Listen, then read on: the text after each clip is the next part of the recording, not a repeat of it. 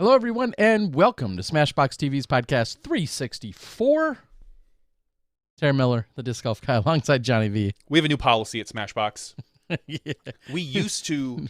Which one? We used to interview winners. Uh-huh.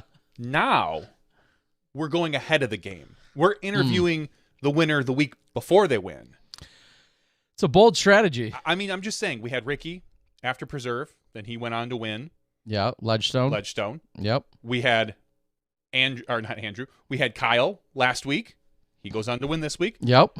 Our guest tonight tied Mr. Klein, but I'm just going to go on the assumption he's going to win the whatever event he plays next weekend. If he's playing Stafford, it's going to be the Stafford. If he's playing some local B tier that I don't know about, that's the one. We are ahead of the curve now, Terry Miller. Yeah, that's what we do. We are definitely trendsetters, especially when it comes to the disc golf podcast realm, because there's no one ever that said, hey, you know, we could really use a 3 to 5 hour podcast every week. And we said, well, we're here for you anyway.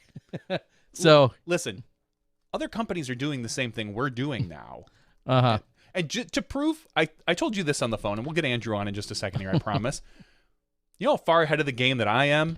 No. 10, 12, 13 years ago, I had a few internet domains. Mm-hmm. Oh, yeah, this gets spicy. Yeah, this gets real spicy. Skip Ace was one of them. It's the one I kept. It's my personal account. I had one called Fantasy DG, where I ran the first iteration of Fantasy Disc Golf. I let that pass. I wasn't going to do it anymore. I let the domain expire. I believe Innova picked it up at one point, passed it on to somebody. Well, at some point, now UDisc owns the domain. Good for them. Cool beans. I know they've collected quite a few domains in the disc golf arena. Well, I was today looking at the EPT, the European Pro Tour that they're looking at next year. And I was just kind of looking at their subscriber model and this and that. And I was like, oh, I wonder how much it is to subscribe. So I clicked on subscribe now. And it said, subscribe to Disc Golf Stream. And I was like, Disc Golf Stream? I owned that domain. I bought it in 2011. And I let it expire, I think, in 2016. Because the original iteration of that was going to be Disc Golf Netflix. I was going to get, at the time, all of the DVDs that were available, digitize them, and put them out as like a Netflix service. Oh, man. And I was going to buy into that IPO, too. You should have, clearly. So at one point, I had all the Maple Hill DVDs and a few Worlds DVDs, and I digitized them, uploaded them to Amazon, and I was playing around, and I never really got around to it. It didn't really work out with me doing it because it's very difficult. It's not an easy process to put that forward. So I let the domain expire thinking, Disc Golf Stream, I'm never going to use that. Well, Disc Golf Stream is now the future. It's alive and kicking. A future website of the European Pro Tour live stream. So bravo to those guys for grabbing my old domain. Bravo to UDisc for grabbing my old domain. That's how ahead of the curve we are. You are. We know what's going to happen not just next week, but 10 years from now. I've predicted a lot of things. So have I. Very rarely do we actually hit. It's like spaghetti on a wall. Well, tonight, in actually just a moment or two, we're going to, in fact, have Andrew Marwede, who we were just referencing. He is signed up for what I believe is a local event. I don't even know if I want to pronounce it, but he is signed up for an event, it looks like, in Michigan this upcoming weekend. The Massasauga? Yeah, that looks sure. right. Massasauga. We'll see. He's currently rated the highest rated player at that event. So I don't know. Maybe this trend will continue that we just have the pre-winner interview, and we're going to wish him the best of luck. So we're going to have Andrew Marwede join us in just a few moments. Of course, we'll recap a little bit of what we saw at Idlewild, the Disc Golf Pro Tour this past weekend, some other news and exciting things that are taking place.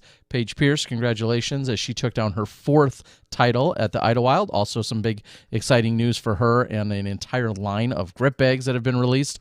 I know that's something that she's been working on for a number of months, and we saw that kind of roll out in the last day or two as well, as she kind of referenced it during her Champions interview. So plenty of things going on in disc golf, and I think there's no better time to get to him. I believe this is the first time we're having him, and I don't think it's going to be the last. Welcoming to the show, Andrew Marwede. How you doing, buddy? Good. How are you guys? We are good.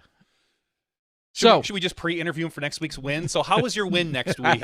No. There's no jinx in here. But Okay. Of course, we do wish you the best of luck. But Andrew, I've known you for a few years, especially when we saw you performing very well in the Pro Tour putting competition.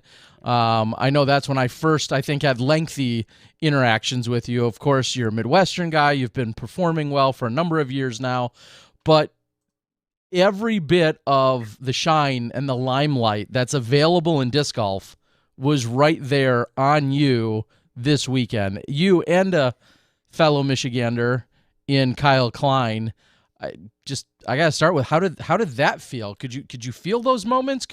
Was that weighing on you? Oh, for sure. I mean, I definitely couldn't feel my legs on hole one. It was a pretty nervous start. I'm sure most people would be the same, but to be on Jomez lead card final round, But after the tee shot, I just kind of tried to block it out of my system, just focus on the round, and I was able to do that. Let's start there, which is your play on one. And I think back to the tee shot on one of the third round, and then, of course, the tee shot during the playoff. We see a lot of big backhands. We see people sometimes getting in position for the eagle, a number of people capitalizing on it. That's not your play at all, it seems like, or is it? Like, what are you trying to accomplish on one? Yeah, so if I throw one 100 times backhand, I will not eagle it one time. So if I can throw a forehand on the right side, then that means I can guarantee myself another forehand for the upshot. So if I can throw 2 forehands on a hole, it's my best chance for birdie. Okay.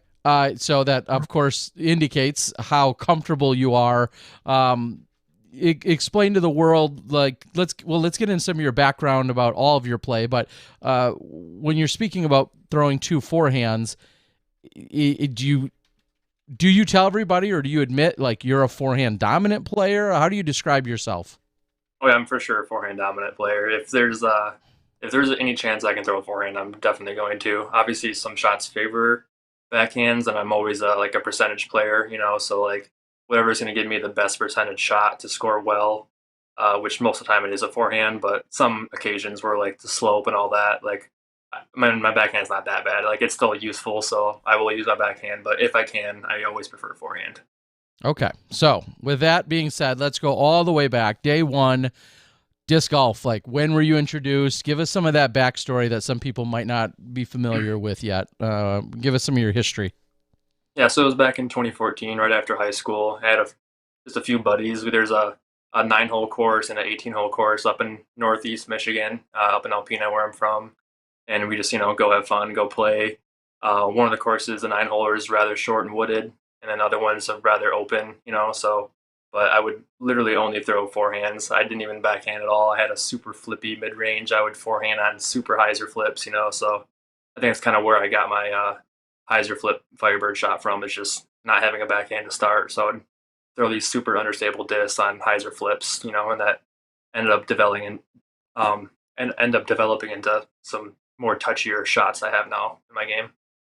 Were you, when you first got into it with your friends, were you immediately better than them, as good as them? I mean, did you stand out against them? Like, at what point were you like, oh, hey, like I have some skills and maybe I'm going to take this into a tournament setting? I definitely noticed my forehand was obviously really good, but I was not a good putter. Obviously, I was not a good backhand player.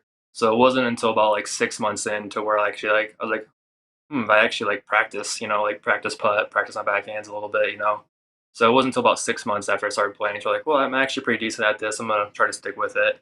And then, there's, I think the nearest tournament, even like a C tier from my hometown, is like 2.5 hours. So I would drive like 3.5 hours to play a B tier on the weekend, So and this was while I was in college and stuff. So I don't know, as soon as I figured out there was actually tournaments in disc golf, I was like kind of blown away. I was like, that sounds really fun, so I'm going to do that.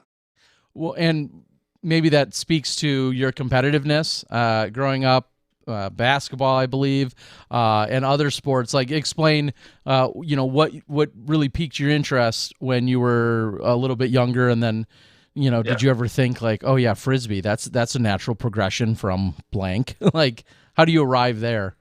it's kind of funny because I'm not really good at frisbee because that's a lot of like touchy backhand, so it's like not that good at frisbee, but I'm really good at disc golf. So, but yeah, I was super into basketball, my whole life growing up, and then I also played baseball in high school. I was a pitcher, so I would throw like if anyone knows baseball terms, like essentially like sidearm and then three-quarter slot over the hand. So I'd have different arm slots that I practiced pitching, which translated really well to forehand and really getting those angles down. So, but I wasn't as good as baseball as it was basketball. I was pretty decent at basketball, so that was my passion for the first 19 years of my life. And then after I decided to not pursue college basketball anymore, is when I switched colleges to Western down in Kalamazoo. There's just like the courses there blew my mind, because I was used to a 9-hole or an 18-holer, and then now there's like 10 courses within 20 minutes. I was playing every day, and then just totally stole my passion away.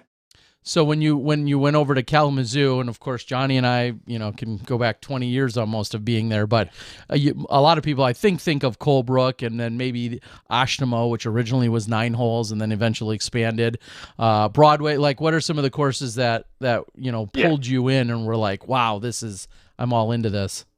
So I lived a minute away from Ashnamo, so I'd play there every day, in between classes and stuff like that, and which it really isn't a forehand course, so that's kind of funny how it was one of my favorite courses because it made me practice backhands and stuff, and then obviously try to hyzer flip some forehand. That definitely wasn't a forehand shot, but it was just these trickier lines. And of course have Vicksburg, which is only a half hour away, which is where Am Worlds was, but just a lot of really incredible historical courses down there. Albion. Yeah, and then having the likes of LL Kazoo or Larry LeBond and so many other. I mean, just what a great disc golf community. Obviously, Fellberg having roots there and being there for many years, and just so many people. I feel like Michigan in general is just such an amazing state and community, and it's interchangeable almost, I think, with Wisconsin and Minnesota. Have you seen or experienced? I'll say like a similar atmosphere or environment in other states to Michigan? Is there any ones that you would compare to and you're like, yeah, when I play here, it also kind of feels like when I play somewhere else? Is there anywhere else you could compare it to? I can't really think off the top of my head a specific spot, but like obviously like out west is what I don't think about Michigan because it's Okay. wide open shots, and obviously there's wide open courses. Like everyone thinks like they say Michigan, like, oh, toboggan, and I'm like, and it's like that is like, yes, it's in Michigan, but when you say Michigan course, we're not talking about toboggan. So usually when we talk about Michigan courses, we're talking about tight fairways, lots of trees.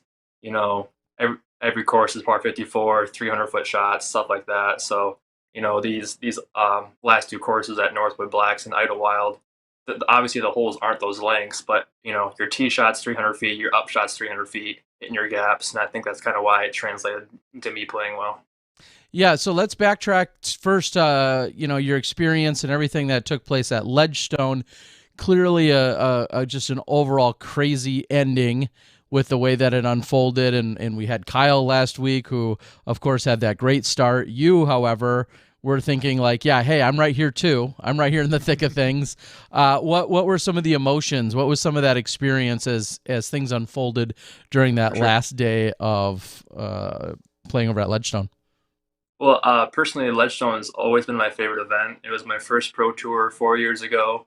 I've played it ever since. I did well actually the last couple of years. I think I took 9th and 11th place. So I tend to play well at Ledgestone. I like keeping the disc in bounds, playing it safe, all that kind of stuff. So it translates well. But yeah, going into this year, I think that's the best I ever shot at Eureka. I usually don't shoot that great at that course, but I don't think I had maybe one out of bounds. So I had a super hot start. And then obviously got into one of my favorite courses, Northwood. So being able to make lead card was, I was stoked because I don't make much lead cards. And when I do, usually my PGA number, is a little too high. So I get bumped down. That's a different story. But anyways, yeah, making it to lead card, super pumped, super nervous, couldn't feel my legs in hole one, threw it straight in the water, that kind of stuff. But I think I was +1 through 3. So I was definitely not out of it because the lead card didn't really have a hot start. So definitely pretty bummed that I wasn't able to finish the tournament with the lightning, cancellation and all. But it was hard to say if anyone, obviously Kyle had the hot start, had the momentum, but who's to say that, which guy had finished It's a long another course. Yeah. And there's so many places to get into danger there. Find OB, find a little bit of water. You tin cupping it on hole 9 over the bridge, and I mean, there's OB on vigorously. every single hole, so exactly. Yeah. Yeah. I don't think I didn't put a lot of stock in that. Of course, that great start by Kyle and a slow start by the lead card. Yeah, that's one. I mean, that was such an early snapshot. I kept saying, if you guys were through 16 holes and Kyle, for instance, had a 7-stroke lead, in the clubhouse or, a hole ahead, that'd be one thing. But you guys were only on hole 5. So right. Either way, it would have been case. fun to see just how it played out in general. Sure. So just a few days later, 4 hours later in travels, 4 or 5 hours later, you're there at Idlewild. And are you carrying some of those vibes, some of those feels, and the momentum, and still a little bit of a success of like, hey, I still had a great Ledgestone performance and finish. Let's seal the deal. Let's close it out here and finish it here at Idlewild. Are you feeling any of that? Oh, for sure. Yeah, you can definitely feel momentum. I knew I was playing good, so I wanted to keep the same mindset, that I have been after a relatively slow start for me for the first half of the season. Finally being able to, I think I had a really good last round of Preserve, a great tournament at Ledgestone, so I was ready to keep it going, and then obviously last year was my best Pro Tour finish at Idlewild. I took 3rd place. Mm-hmm. So I knew that, I can play well at this course. I just got to do it. So just went out and tried to do it. And I'll be just brutally honest. I don't even think I realized you had finished 3rd last year at Idlewild. Right? Maybe I didn't recall. And I think there's so much hype in the fact that we see so many winners there, different winners. We know how tough that course has been playing. And it's crazy. I didn't even put all that together. So clearly, Idlewild is another place that, I mean, you must like it, or even if you don't, you find a way to score well there. Yeah, I definitely it's one of my, I'd say, top 3 courses that I play on tour. And I think the reason why I do play well there is, I'm a fairly safe player. I'm not overly aggressive. And when I do, it's a forehand, and that's my most confident shot. So I think I can't really count top of my head, but I would say probably less than 4 backhand drives on that course for me. So it's definitely in my strong suit, where most courses, all the holes are over 500 feet, and I can't quite throw that far forehand. So I kind of have to throw backhand for placement shots and stuff like that. So I think just a combination of being on a hot streak lately, and then obviously the course playing well in my favor, just turned out pretty decent for me. So let's recap. Forehand dominant, plays relatively safe, throws Firebirds. Is there anyone that either you either associate with, or you feel comfortable comparing yourself to, or I was going to ask earlier, is there anyone's game that you feel like you really mimic? Have we just answered that? Yeah, I mean, definitely when I first started, and obviously still now, my favorite pro has always been Nate Sexton. So, and relatively playing similar to him, in certain ways, is too funny to look at. But some people definitely say I play like Sexton. So, and it is cool to see. My understanding is you're a Sexton Firebird collector. Oh yeah, I have a lot of Firebirds. There was some talk on the broadcast, and I think I've heard outside of that you have quite a few of them. Some of the early ones. There's some special pink ones that you apparently love. What? Yeah, I have a pink and a purple 2016 in my bag, and among many others in my my mom's basement, all packaged up nicely in a bag that will not be touched for a while. Just but yes. Are you keeping them to collect them, or are you keeping them in thoughts of this will probably go in my bag someday? I don't really like throwing new Firebirds just because they're, worth a lot of money. But I am a collector. I enjoy just, the disc themselves. I always have been since like the first day they came out. I unfortunately started too late for the 2015s. I didn't start throwing Firebirds until they came out in 2016. But I've collected them ever since. I have a lot of super rare stamps. Very active in the Nate Sexton collector page. Shout out to them. But if even if they're thrown once and they're pink, then I'll throw them for sure. I do love throwing Firebirds. If you you don't have, maybe you don't have to answer this. What's the most you've paid for a Sexton Firebird? Because I've heard some crazy numbers on some of those boards for certain Firebirds, but would you care to share what the most you've paid for a Firebird is? You don't have to. I'd love to know, but if you don't want to say, that's fine. A decent amount for sure. Oh, okay.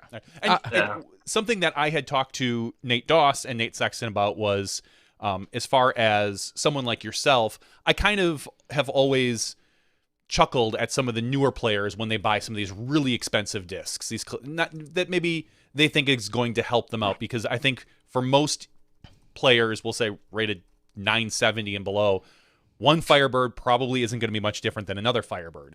But when you start getting to the level of play that you are, and a lot of our top players, a little bit of difference in those discs can make a huge, either it's confidence, or you can literally tell the difference between a few grams, a specific mold or color or stamp or something like that, where I think it makes a little bit more sense to customize your bag a little bit more specialty. So can you address some of the hype quickly then as to what you find about them, so appealing, and of course there's different runs and different years and stabilities and, everything else, which I always find humorous that there's so much debate over what should be the same disc. What do you, what is it that you're seeking out or that you're benefiting from in what you're throwing with those? There's definitely a couple things. So the first part is like comparative to like a Champion Firebird or even a Marwede Firebird for that matter, is they're slightly less stable. They have a little bit more of like a natural like flex to them, and they're definitely not flippy for a Firebird, but they're not going to have that super hard finish at the end. It has a little bit of flex to their flight, and then another thing is the edges are slightly more like indented, I would say. And I think because I'm one of the few people that throw a one finger forehand, it fits very well for my index finger right under top, and then my thumb is perfectly on that little, it's definitely not a thumb track, but it's almost like a little ridge that it lays on. So, and then I throw the 2016 run, obviously, there is some controversy, but most people would confirm that it's the most overstable run. And I usually have 5 of those in my bag, so I have 5 2016s. And one of them is from the first day they came out. If I threw that thing hard and flat on the back end, it would be a roller. That's how flippy it is. So every single year, I'll just add another new one to my bag, and then the slot goes down 1 for stability. So I have literally every stability of a Firebird in my bag. So it starts out super overstable, most overstable run. And once they break in, most pro disc golfers will agree that overstable disc beat up into being understable is like preferred rather than just bad understable one. But yeah, correct. Yeah, there's a big difference, as you're saying, in terms of beating up one as opposed to just saying like, oh, I'm just going to go buy a Shrike or a Sidewinder or something. Super easy way to cycle through. Yeah, exactly. Are we at a point?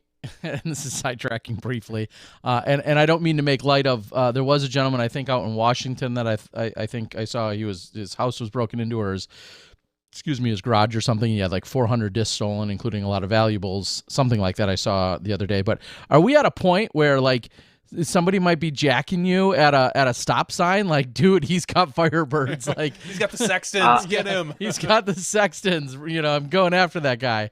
I really hope not. But I don't carry any expensive collector items on me, so don't come at me, please. Yeah, and you're like, I mean, what are you, like 7'3"? I mean, you're a tall guy.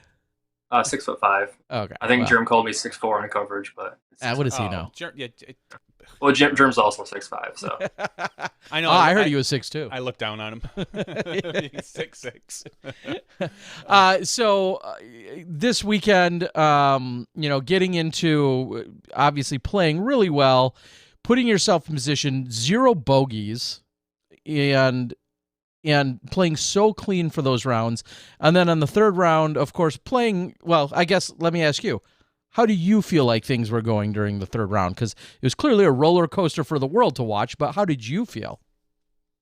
I was feeling pretty good, obviously nervous. I had a relatively slow start. I did birdie hole 1, but That should be expected if you're towards the top of the pro field. You should birdie Hmm. hole one. Par two, par three, par four. But after hole four, I had my best drive I've ever had in hole five. I had a forehand that got to like 70, 80 feet, and I hit off the cage for an eagle putt. So kind of right after that, couple of pars in a row, and then right before the front nine turned in the back nine, I caught a little stretch and kept it going throughout the back nine. So I actually played pretty well. That was, I would say, my best round. I was neg nine through 16 holes or something like that. But unfortunately, after 52 holes of bogey free, I bogeyed hole 17, but Hmm. still finished with a 9 under score, which was my best throughout the week.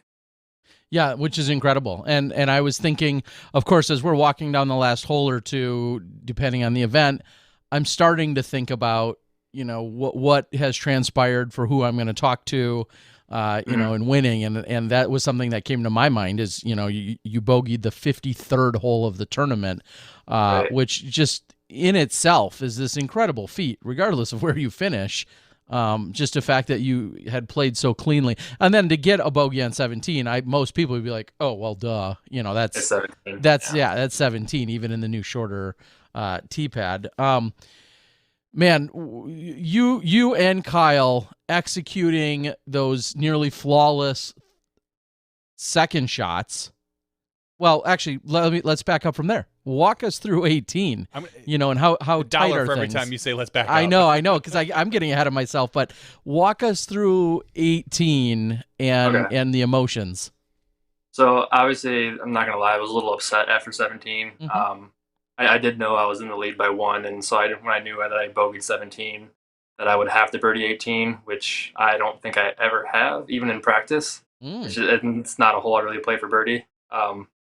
So walking up to 18, I knew I had to birdie it. Everyone on my lead card, had putters and mid ranges in their hand, and I cannot throw a putter or mid range that far or straight backhand. So I got my flippy fairway driver, my signature Centurion from Infinite Disc.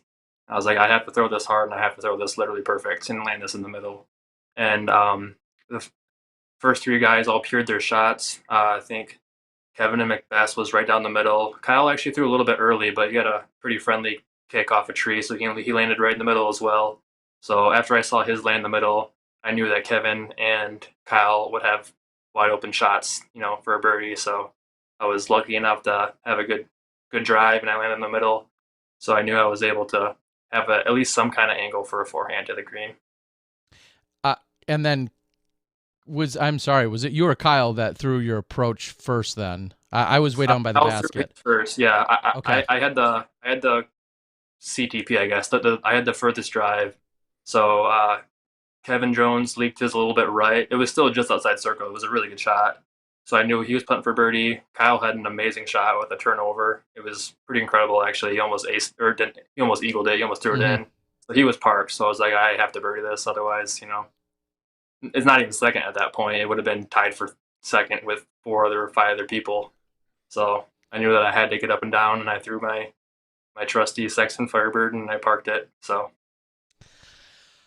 Yeah, and the fact that both you and Kyle was 6 feet or 8 feet, and you were 2 feet, like there was no amount of nerves were allowing you to miss those, but like it was just such a statement of like, hey guys, we're gonna leave all of you other super close competitors, Drew Gibson, Joel Freeman, Heimberg, Jones, all those, like, yeah, cool. You guys are gonna stay here, and we're gonna go play more golf, because we're taking this to another level.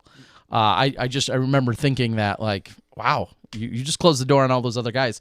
What does it feel like when you and Kyle, I feel like out of all of those names, you're somewhat the underdog. We haven't seen you take down a big event in this sense, so you're at that point the underdog.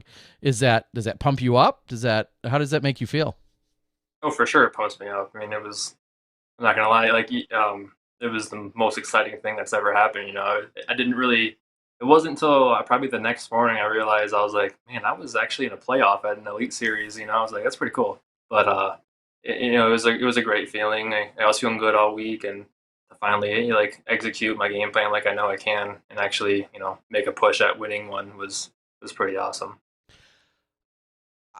I walk away thinking you and Kyle just beat all of the best players in the world.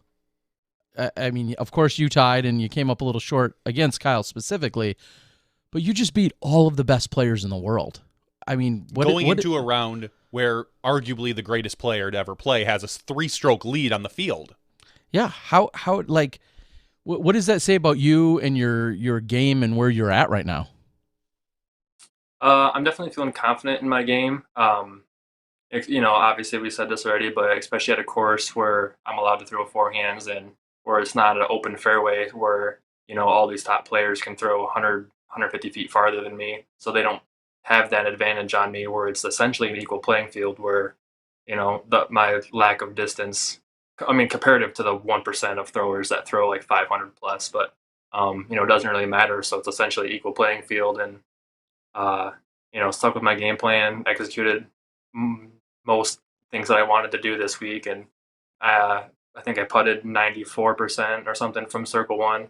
And it was kind of funny because I think this was my worst circle two putting percentage tournament this year. So, and it was what?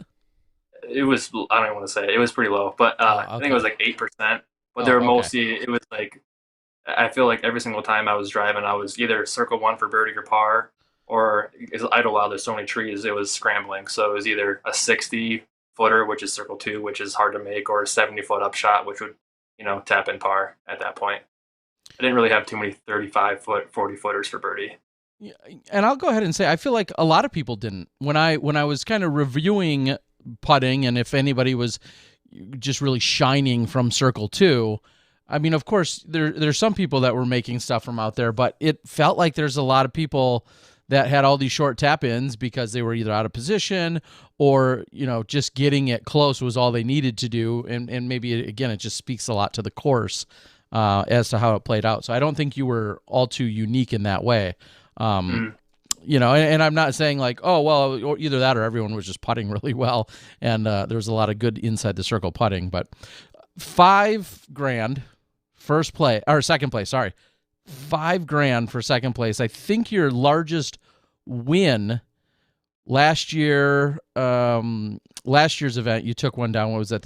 Was that the CCR or the River City? River City.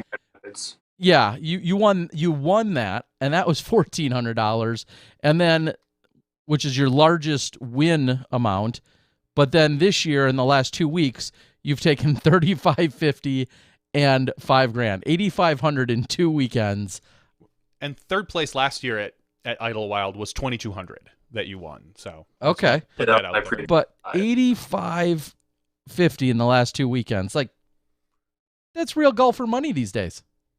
Yeah, that was pretty excited for that. To fill up my big van full of gas and get a hot and ready on the way back. Could finally afford it. But no, it definitely does help the tour life a little more.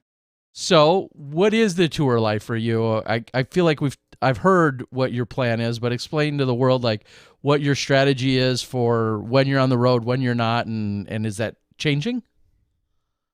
Well, I missed the first couple events of this year because I was the assistant basketball coach at the college that I used to play at. So I missed the first couple, but then I hit most of them after that. I did miss a couple in California. Had some family matters to handle, and California is a very long ways. But I hit all the rest. I plan to finish out the rest of the tour. But I bought myself a van this year, and it's not quite done, but I have a buddy helping me out to finish it up this winter, so next year should run pretty smoothly. So does that answer tour is full-time, or do you see yourself, are you going to be coaching or doing any other profession or career or side job or anything else, or is your full-time touring? Yeah, it's full-time tour. I coached the last 2 years, but I didn't want to miss the later fall events and the early spring events for, the continued future. So I decided to step down from that. And touring by yourself? Are you going to have a tour companion? Are you going to have another touring player? What's your tour life going to look like, you think? For the last 3 weeks and the next 3 weeks, I've been touring with my girlfriend, Lindsay. But other than that, myself, unless she comes with. Just him and his Firebirds. Just him and his Firebirds next year. You just gotta love to. Right before the round, a couple days ago, you and I connected, and I was able to purchase a Marwede Firebird off of you, and I really appreciate it. I know that you had a special run done earlier in the year. Explain to everybody what that process was and what you had made up. Yeah, so I'm on the team champion level for Innova, and they do a lot for me. They're a great sponsor. I've been with them for 4 years now. So, but yeah, my team champion series disc this year was the Firebird with Nate's permission, of course. It's a different plastic, so that was the exception. But they haven't had a restock in a few months now, but they hopefully should soon. With the high demand of discs, it happens. So just waiting for a restock, and hopefully everyone can get their hands on it. I did notice the value on them went up a little bit over the weekend, so you get a pretty good deal on a Firebird. I love it. Thank you so much. Flip it now. Turn around, flip it. To be fair, I did reach out to him a few months ago, and then we never connected at Worlds, which was the plan. So you locked in your price, yes, and then watch the market, and then finally get it. And I was fully committed, no matter what he's winning or not. I was committed to getting my hands on one. Were you curious about that? Did you look at like the collector stuff and kind of, being a collector yourself, kind of like, oh, I wonder what my discs are going for now that I... No, someone just tagged me in it, and I commented, and I just saw the price, and then I got some buddies in a group chat. They just won a disc off of somebody. They bet one of my Marwede Firebirds, and they were extra happy that the value went up a little bit over the weekend, so it was worth a little bit more. Oh, that's great. Well, did you end up watching... it's Tuesday. The Jomis coverage came out yesterday. The live coverage obviously is available right away on YouTube. Did you go back and watch yourself? Did you watch the final round? How did you watch it? Where did you watch it? Did you turn it off after 18 and just be like, cool, I think I know what happens? Yeah, I definitely watched the Jomis coverage. I usually watch all the coverage. Sometimes I'm able to get lead and chase, but I'm definitely still, even though I'm a player, I'm still a disc golf fan, so I love watching coverage. I watch every Jomis video, all the other great companies out there. So, but yeah, I definitely watched the lead card, and I watched the chase card this morning, actually.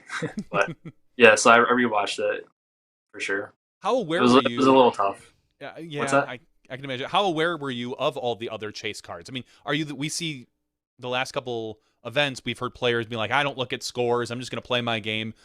Did you know that you said you knew you were up by 1? Did you know of all the other players that were right there? Were you fully aware? Yeah. I usually do check scores, but the last couple weeks I've kind of tried to play more in the moment, so I haven't, which is a new thing for me. But when I turn around and there's a big leaderboard that says lead card scores, it's kind of hard not to know. So I was referring to lead card. When I was watching, the front 9 of Jomis, I did notice, I was like, wow, Joel Freeman shot -7 on the front 9. Like, I didn't even know that. And then Corey Ellis, he was tied with him too. So I didn't even know about chase card, honestly. Yeah, it was really interesting round to watch, especially live, because we're able to kind of bring in all the other players. But Joel Freeman, yeah, he went on a heater in the front 9 where you had said that was more of a slow start for you. And at one point he was, in the lead, and we were kind of chasing him and Corey Ellis. And then the back 9, he really cooled off. And that's when you picked it up, and you and Kyle both really kind of accelerated from there. So it was a real dichotomy between the two different types of players. Do you feel like the back 9 favors you? Or I've heard some people say Idlewild is a forehand friendly course. Sure it is. Yeah. Okay. Yeah. There's only a few, I would say, like, I don't know, it's hard to say because I always think forehands, but there's definitely a few shots that favor backhands. It's like you definitely should throw backhand, but there's a lot of forehand shots, and even the backhand shots, you can definitely finesse a forehand down there. But I would consider a forehand friendly course for sure. But going back to the chase card thing, though, I definitely, I didn't know that they were shooting hot, but I told myself, because I think chase card was only a stroke or 2 behind the entire lead card, or the bottom of the lead card at that point. So it was just, assumed, or it was implied that they would be shooting hot. So my mentality was the same, that especially going in the back 9, that if I want to win, I probably have the birdie out. Yeah, I was just funny as you were talking about forehands. I was going through the course in my head, thinking about all the logical forehand tee shots. as to where they all play out, and I can totally see what you're saying. I mean, for you, what's the least? I guess you kind of described hole 1 a little bit, but that's for Eagle, and I feel like that's obviously a bonus at that point. But for you, what's the least forehand friendly tee shot even out there? Hole 16 is always my nemesis. Okay. The par 5, because but I actually played it super well this year. First round I saved a par miraculously from going out of bounds. Second round I got my first eagle on it. Dang. It was inside the circle even. I was like, wow, that was pretty cool. Yeah. But and then third round I had a good drive in bounds, and everyone's throwing hyzer with the real stable disc, and I have my flippiest destroyer, and I'm throwing it as hard as I can, and it actually made it to just outside circle. So I was super happy with 2 full drive backhand shots on 16. So somebody would say you're 6'5", you've got kind of a lanky stature to yourself. How much do you feel you're hindered by not being a super long backhand throwing player? And what are you doing? Are you stressing over that? Are you working on it actively? Like where are you with that? Yeah, I'm not stressing really. If you were to see it 3 years ago, you'd be like, wow, it's improved a lot. So it's definitely getting better. It is a work in progress. It's really hard to like make major changes while you're in season, because you don't want to like mess with it too much. I have worked on a couple things, but with grip and angle and all that kind of stuff. So I had some changes. My backhand has been the best it's ever been at this current moment. So it is improving. It's constantly improving, and hope to improve a little bit more in distance over this off season. But just having that advantage of throwing 550 feet, is just something I don't quite have yet. But work in progress. But it's getting there. It's decent. I have to ask. Someone mentioned something on the board, and you are known for your mini cookie having a cookie. Is that? Can you tell me the story behind that? Is that all the time that you have a cookie mini? Is it just certain rounds? No, it's just on coverage. It started I think 3 years ago. My first year on tour at Texas State's. After the first round, I had an ace in the round. I made lead card with Ricky Wysocki. I was like, wow, what am I doing here? But I was like, I did not play good, but I, put a mini down. I ate it, and I think Paul Ulibarri was commentating back then, and he thought I ate a worm or something. And then the next year, I made feature card for Green Mountain Championships, and I was on the card with Macbeth and Barsby, and then I put a cookie down, and I made like a downhill 60-footer, and the commentators didn't notice it. The next day, it blew up on PGA. And then last weekend at Ledgestone, I did the same thing. Well, once again, the commentators didn't notice it at first, and then it blew up the next day again. But it's just something fun I do. But not this week? Not this past weekend? Well, I only made one circle 2 putt for the tournament, and it wasn't on cover. So I did have the cookie out. I just didn't make the putt. So I'm not gonna reward myself with eating the cookie if I miss the putt. Yeah, I mean that's like pulling out the bazooka on a 22-footer. Like right, it's just you can't. It was there, it was ready. I just didn't make the putt, so was not. So naturally, we have to know what kind of cookie or cookies. Oh, chocolate chip for sure. Yeah. Okay. Is it a specific brand, homemade? What are you rolling with? It depends. I usually roll with Subway. They're pretty good. Oh, those are good. Okay. Good cookies. Do you like them a little softer, like on the gooey side, or do you like them? It's gotta be harder to be a mini then, though, right? Exactly. Okay, so you guys literally both answered it. If I'm going to eat it, for sure soft. If it's going to be a mini, it does have to be firm so it doesn't crumble. Yeah. I mean, I'm a certified sandwich artist. I've been there. I've done that. And the softer side are definitely the better ones to eat. If I'm at Subway, I really have to analyze the cookies in there and be like, yeah, not today. Your cookies suck because they look too hard, and I will pass on them. You don't get this size by not being picky about cookies. Let me tell you. All right, so let's quickly talk about what people may or may not see of you in the next couple weeks and months. I'm looking at your schedule. How do you pronounce where you're at this weekend?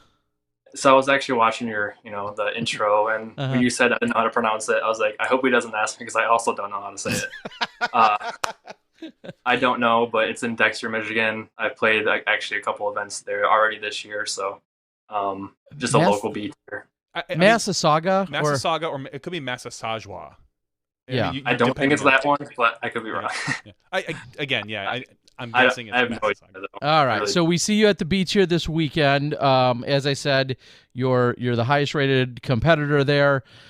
Hopefully feeling some of those good vibes. Then we see you Delaware, Maple Hill, Green Mountain, Michigan State Championships, which is the same weekend as what would otherwise be the Discmania match play, and then Northern Michigan Championships and Chain Star Massacre. So a little bit of Michigan sprinkled in with finishing out the rest on the tour. Of course, then not seeing one of those conflicts and not seeing you down at Music City. Was that you didn't want to travel, you wanted to stay local, you're not as concerned about NT points? What's Yeah, I think just because I would be traveling from Michigan to that event just for one tournament, it makes more Sure. sense staying in Michigan. And then I won the Michigan State Championships last year, so that's now an A tier.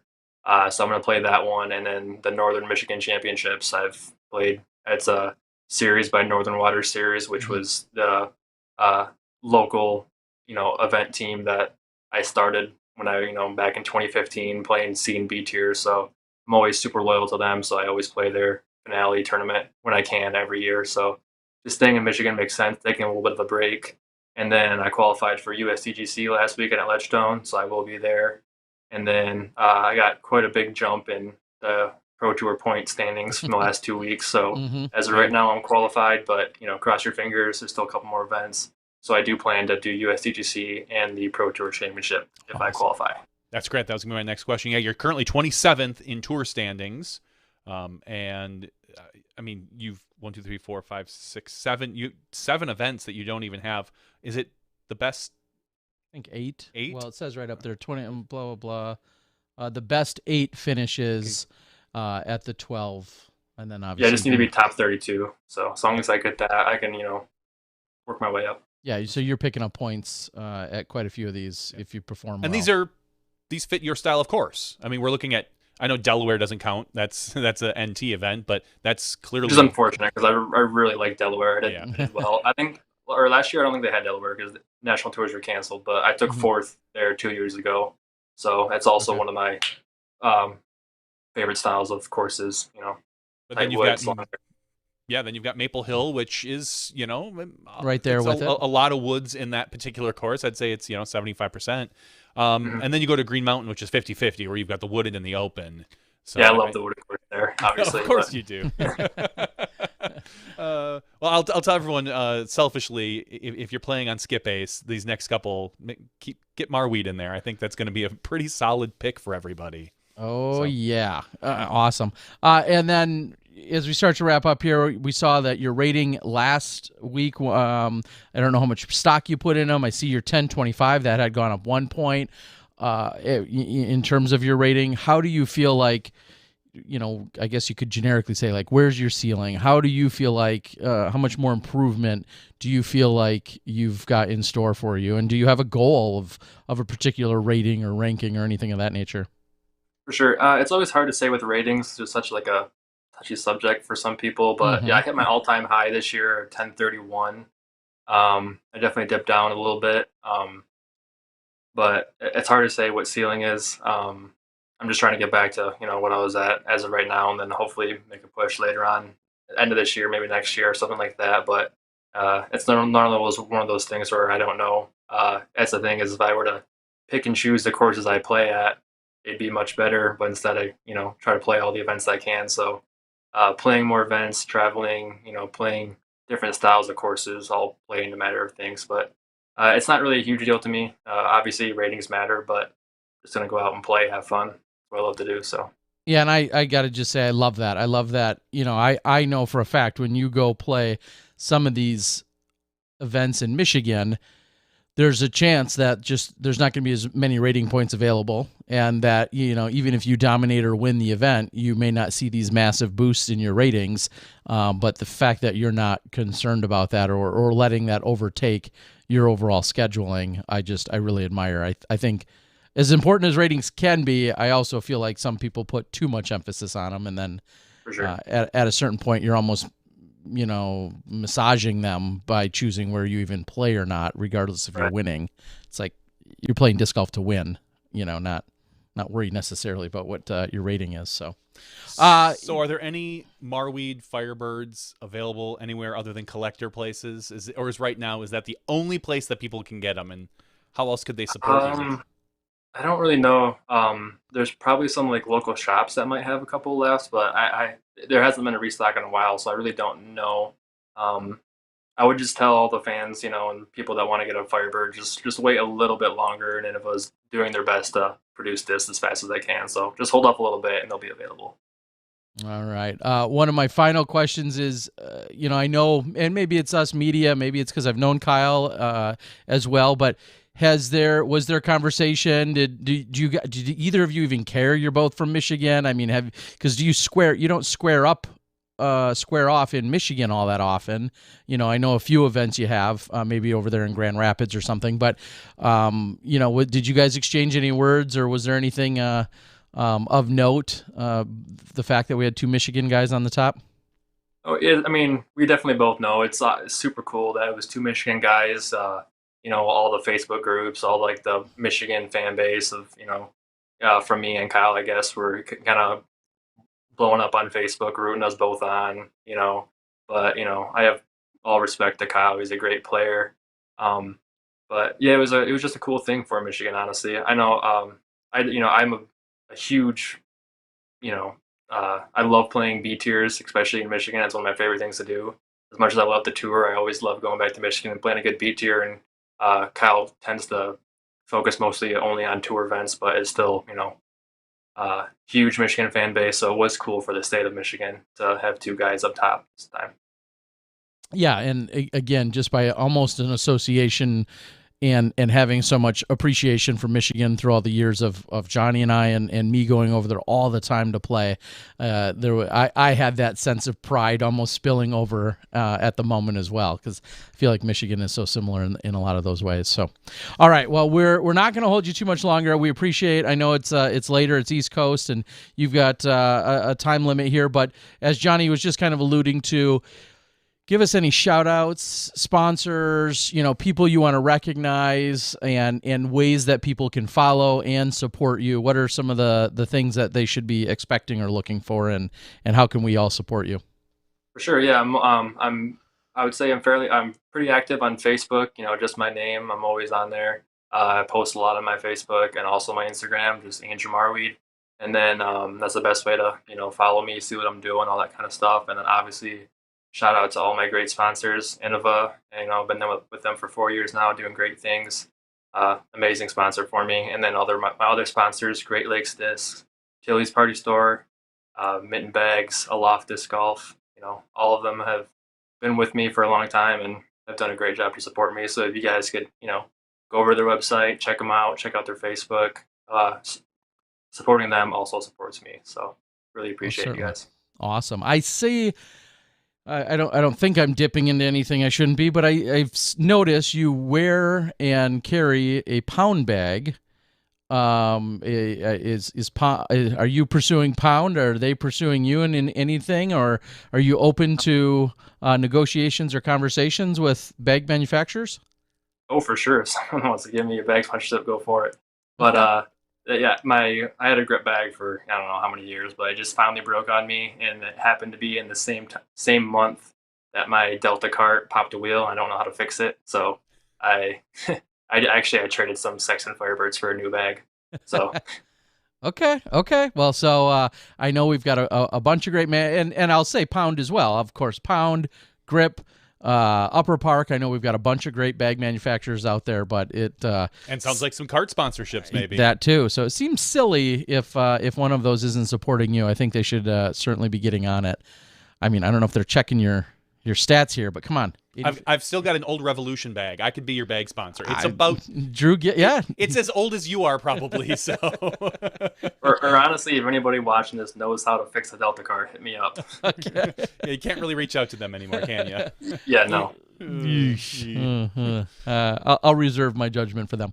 All right, guys. Well, Andrew, we seriously appreciate it. It's great for us to get to know you a little bit better, but also I think for the entire disc golf community, watching you perform so well over over these last few weekends, and you've always been on our radar, and we always have known that you're such a good golfer, but to see you explode that much more in the last few weeks is, I think, exciting and promising to a lot of people out there, and it shows that getting out, providing, dedicating yourself the way you have, just shows that the tour life can be real, and you're a product of that right now. And we wish you the best of luck. Looking forward to seeing more of you in the next few weeks.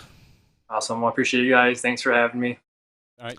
Absolutely. Thanks, All right, Andrew. Have a good night. I'll take more Firebirds when you get them. Ah. Yeah. I got that in there. Good. Oh, geez.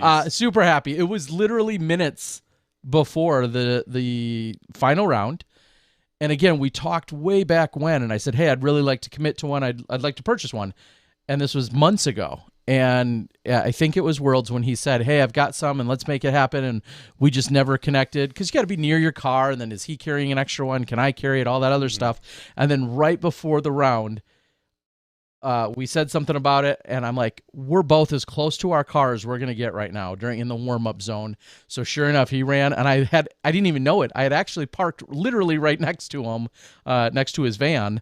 And so sure enough, he grabbed the Firebird, and he threw it in my car and handed me my keys back. So after the day was done, I come back, and there's a Marwede Firebird sitting on my front seat that I had already paid him for. And yeah, couldn't be happier to have one as well. I wish I had 10 of them. Of course. I wish I had 10 of them a week ago, and now I wish I had 10 now. That's awesome. It's fun. Well, and so here's my question. He said he's on Innova's champion team. Yep. He is a 10-20 plus rated player. 10-25. 10-25, 10-28. 10-28. Sorry, like I was just there a moment ago. Yeah. 10-25.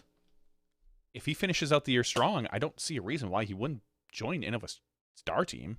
I think there's some very specific requirements to that. And is there? Yeah, I think and that could be. I don't know I don't know specifically. Right now the star team consists of Ricky, Sexton, Owen, Evelina, Valerie, Manduhano, Coling, Heimberg, Girthy, Henna, Barsby, and Jen Allen. So that's pretty elite.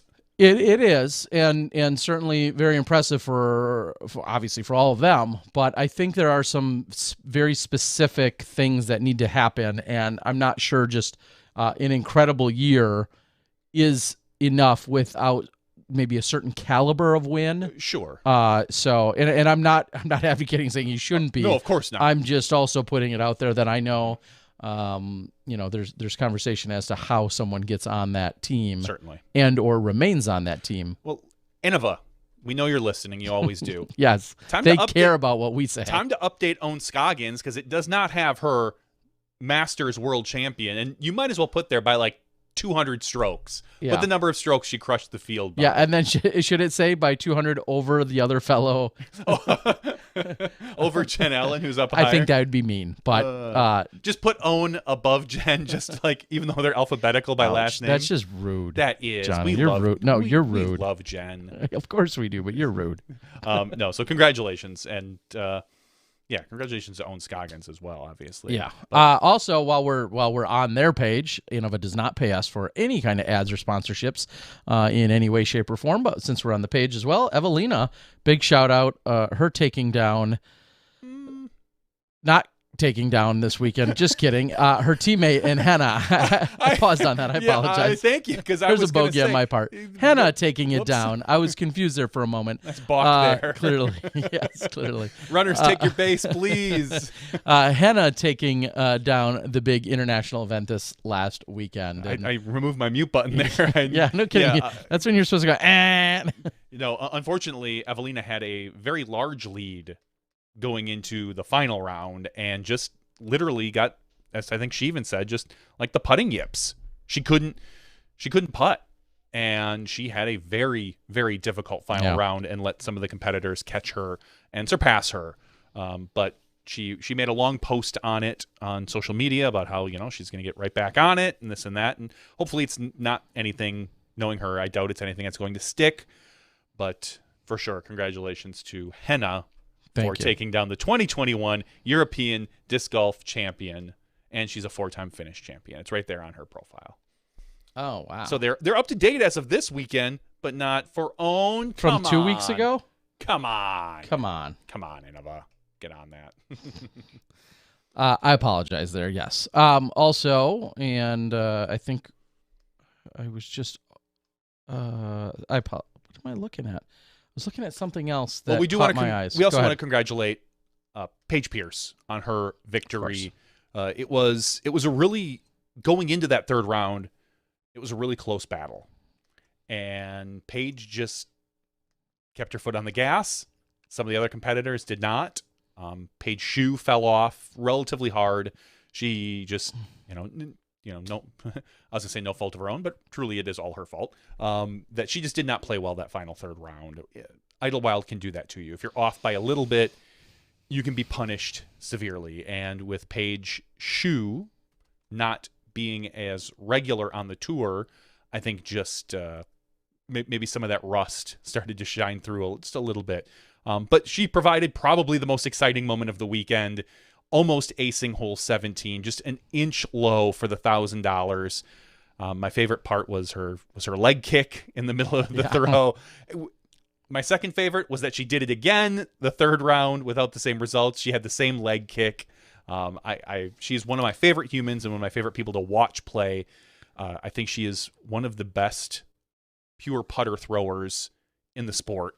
I mean, I put her up there right with Paige Pierce, as far as not quite the distance, but watching Shu throw those putters it's fun. She plays within herself quite often, and I truly do enjoy watching that. And then Sarah Holcomb, I think, also had fallen off, but Paige Pierce takes that one, which started out as a close battle, ended up not so close finish, and Paige just kind of ran away with another Idlewild victory.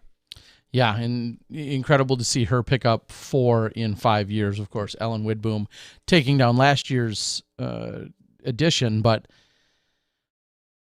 I think about how challenging that is, and she says how much she enjoys the course and the challenge that it presents itself, and we see all of the different men that have jumped up. Of course, 5 different winners in the 5 years with no repeats, but Paige, on the other hand, finds a way to get it done. Well, now what, 80% of the time out there, or 80% of these last 5 years. So congratulations to her.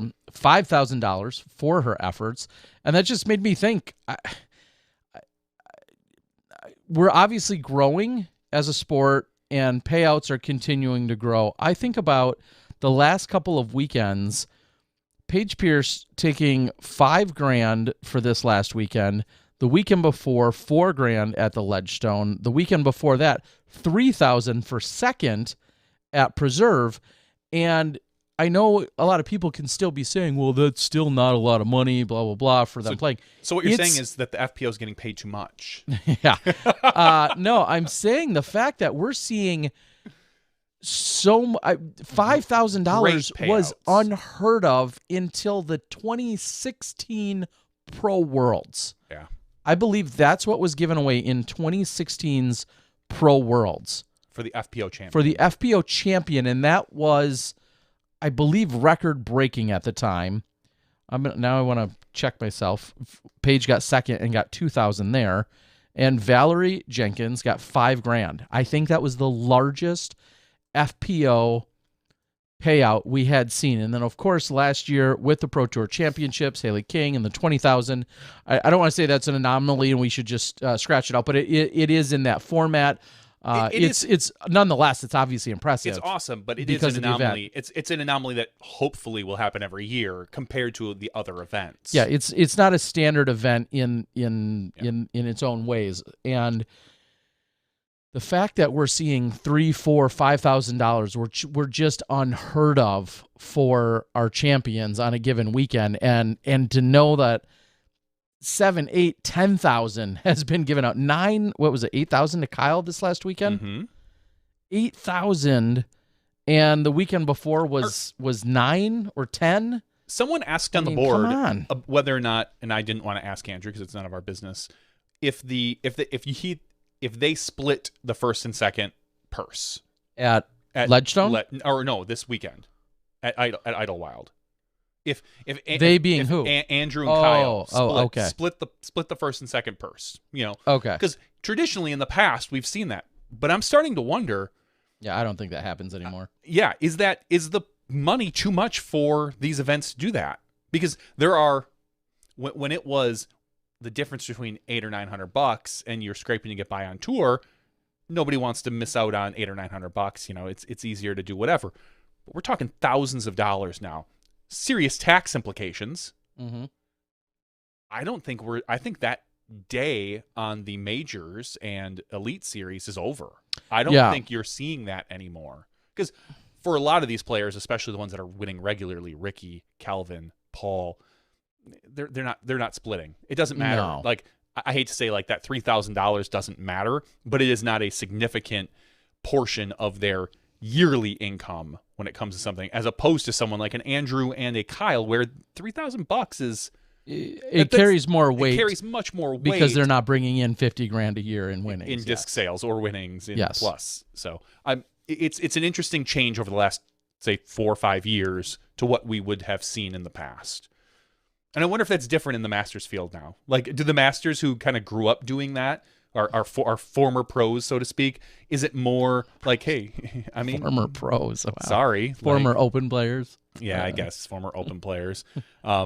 It's really funny because I always, in my personal jargon, I always dedicate pro to the open field, and I designate them as masters. Like, I know they're open masters, but to me, like, not that a master can't be a pro, but it's like, you're a master. You're not a pro player. You're a master, and I know that's wrong. And I know it's wrong. Send the hate mail to Johnny John at smashbox.tv. No, yes, send it. It's literally just in my head, and I understand what it happens. It's just how I've been phrasing it.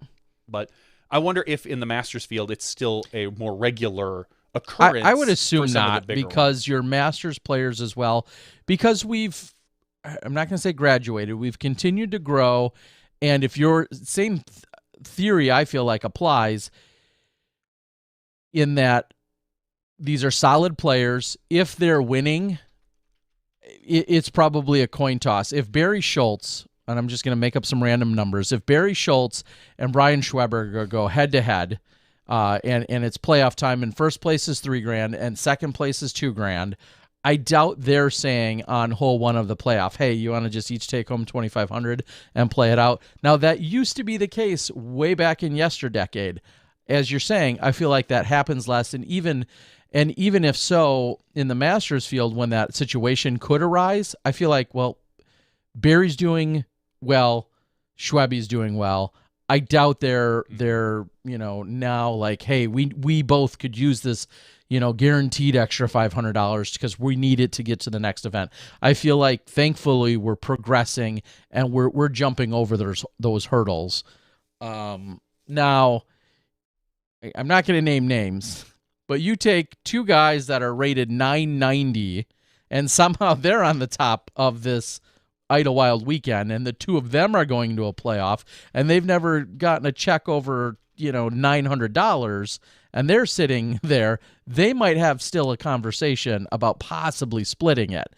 Again, for the reason you just said, $8,000 and $9,000 and $5,000 are carrying so much more weight to them at that point. But I don't think any of our top players are ever splitting it. I feel like there's almost not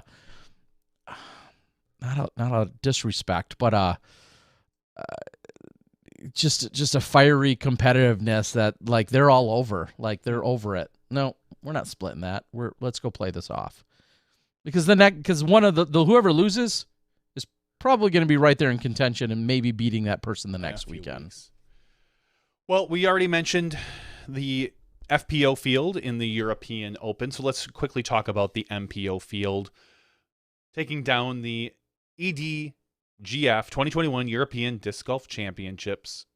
In the open field was Nicholas Antila, shooting a 43 under par, beating Linus Carlson by 1 stroke, who shot a 42, and they had a healthy lead over third place, 11 and 12 strokes over Juna Heinonen. That's what I'm going to go with. And then fourth place was a tie between Henrik Hagman and Jacob Samarad. It's as far as I'm going because I think I didn't massacre them badly, but if the further down I go, I'm very much much more likely to destroy some European names. You know 7th place. You know Simon Lazat. I do. So you could be comfort. And I know the gentleman that tied him, Oyvind Yarnes. Is that what I'm seeing from here? Oyvind Yarnes, yeah. I've had him on coverage, so that's great. Congratulations, Terry Miller. Yes, so I can almost semi-confidently pronounce his the name. 7th place names. You can pronounce the 7th place names. You didn't try 1 through 5. Congratulations. No, I'm not stupid. Oh, hold on. The Simon Lizotte, is that what it is? Simon Lizotte. So Simon, not surprisingly, I know he loves going over the European Open. He wants to win the event. Going over there, flying over for, I'm sure, visit family, check things out, play the event, whatnot. I think he was actually on coverage too with UC doing some post-production stuff. So congratulations to Nicholas Antila on your victory, taking home $1,802 US. Okay. Yeah, I mean, if you do the math, and this is all. This is an A tier, by the way. Oh, that's not even a. No. Okay. If you do the math, and then as much as that may or may not be in terms of euros or other money and the significance and how much weight that carries, but doing the math for a U.S. player, that's even if a U.S. player went over and won this event, they paid for their flight. Yeah. And maybe a couple extra $100. And of course, this is no slight to the event. When you're looking at the sheer economics though of it. It doesn't seem to bode well or be beneficial. But again, we are in strange times. Who knows what the fundraising effort is able to be like right now in Europe with COVID and whatnot going on. By no means are we slighting the amount. Just no. That's not it's just very it's very difficult, Rando, to compare this A tier in the European Disc Golf Championships with an Elite Series event going on here where the winner takes home 6 or 7. What did Kyle take? $8 grand. $8 grand.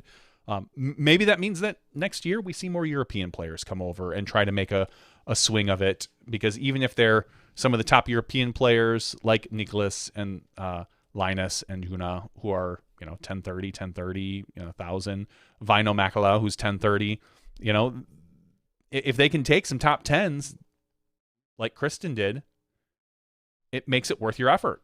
You cover your flight, you cover most of your lodging. The hard part is if you don't do that. Yeah.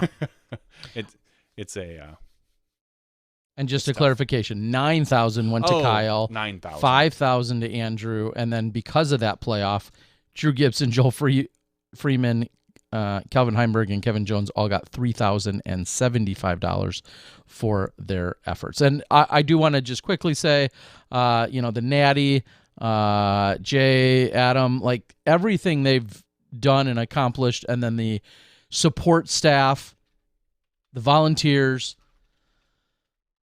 the spectators, the VIPs, just everyone that has anything to do on even the most fringe proximity of that event, world class. So it almost goes without saying. I feel like it was easy to almost skip that or not even mention that, because it to me is now just ingrained. When you're at Idlewild, when you're at this course and this event, these guys are just top notch in every capacity. The gallery, the size, everything was incredible.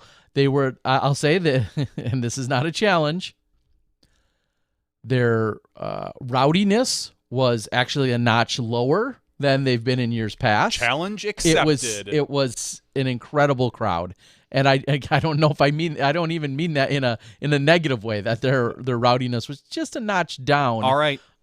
No. Listen, MVP 8 holes. Yes. I need a sign that says Idlewild fans are weak, and that's all I need. You want rowdy MRFer? We'll give you rowdy. No, I mean that as a compliment as well. That they just hats off, shout out to those guys, just killing it. And I'll bring up another follow up to that is a conversation that could be had about trophies. And I know at a local level, it's a whole nother conversation. At this large scale event, at this how much do trophies, either the quality of first place and or the quantity of other places, how much do they matter? 0. I personally think, and granted, I'm not in their position, that for a majority of these players, now Kyle Klein might be different, Andrew Marwede might be different, but probably not for Kyle for much longer the way he's playing. This event is probably special to him. This trophy will be special. It's his first Elite Series. In 3 years, after he has, let's just say, 3, 4, 5 more Elite Series victories, those trophies will mean, unfortunately, a lot less to him. Your first one is special. But I think that the only trophies probably that are special to most of these guys are your majors. Your Worlds trophy, your USDGC trophy, probably your European Open trophy, whatever other majors. Maybe if, at some point, if the Pro Tour Championships can get to that caliber, that's probably a special. There are a few, they've had a ring. Yep. There are a few that kind of have a really cool and fun history, so to speak. And I know it's very fresh, but now I think like the Preserve Bear kind of gets put into that, and they don't keep that trophy. No, but they get their even name. when Ricky tosses it around, throws it on the ground. They don't get to keep it. So it's kind of cool to have that. But ultimately, I mean, if you told me that one of these trophies was worth $400, $500, $600 that they paid for it, I think most pros probably secretly would be like, cool, I would have rather had the cash. Yeah, and that's not a knock on any pro. It's not a knock on any event. It's just the reality of our sport right now. Unless it's a coveted event or a very special trophy with a lot of history, which we don't really have many of. Yeah, and I mean, that's the main issue here is when you're Kyle at this event, yeah, that trophy means the world to him, and that will be very valuable for many years, and something like you said, he should never forget, and it was his first of its kind. Paul McBeth and like you said, a dozen other people, like they have so many trophies that they almost have to whittle it down to just which ones are the best of the best that they really love or had some really special significance for those to even go on display. But you can't not offer one, because when Kyle wins this weekend, you got to give the guy a trophy. And I know I don't say I'm backtracking, but it's the opposite side of the coin. I think Kyle would probably be disappointed if you handed him a little cup, like a pint glass that said champion, and etched in stone that you got from the trophy maker down the street. Yeah, and exactly. You'd be like, oh, this is my first place trophy, my first Elite Series win, and this is my trophy. And I'm sure you would happily put it on a little shelf or whatever. You want something really cool and big. You want that cup, that chalice, that that suit of armor, the horns, the Viking horns. All those things are really cool, and something like that is meaningful the first time. Yeah. So on one hand, you kind of have to offer something great or a really cool trophy. On the other hand, there are a lot of people who will just take it for granted. It's the life we live right now. Yeah, it's and then there's a whole other conversation that carries on when you're talking about a second or a third place. Again, Andrew, if given a second place trophy, is probably super pumped about that, and that one's in the trophy case for the next 2 to 4 to 10 years. Or until he can replace all those. Yeah, it's like a rotating stock, probably. It just gets pushed down the shelf a little more until it falls. Like exactly. Like the old game Tapper. Just hopefully. Yeah, exactly. Even if Kyle's not old enough to have a beer, which is even funnier. But yes. Anyway, something I love the trophies that hang out, like everyone's saying, with regard to the bear. I'm not sure what else gets presented or not. I think there's something probably of smaller nature, but I think about I think about Happy Gilmore and throwing all the checks in the back seat, the oversized checks.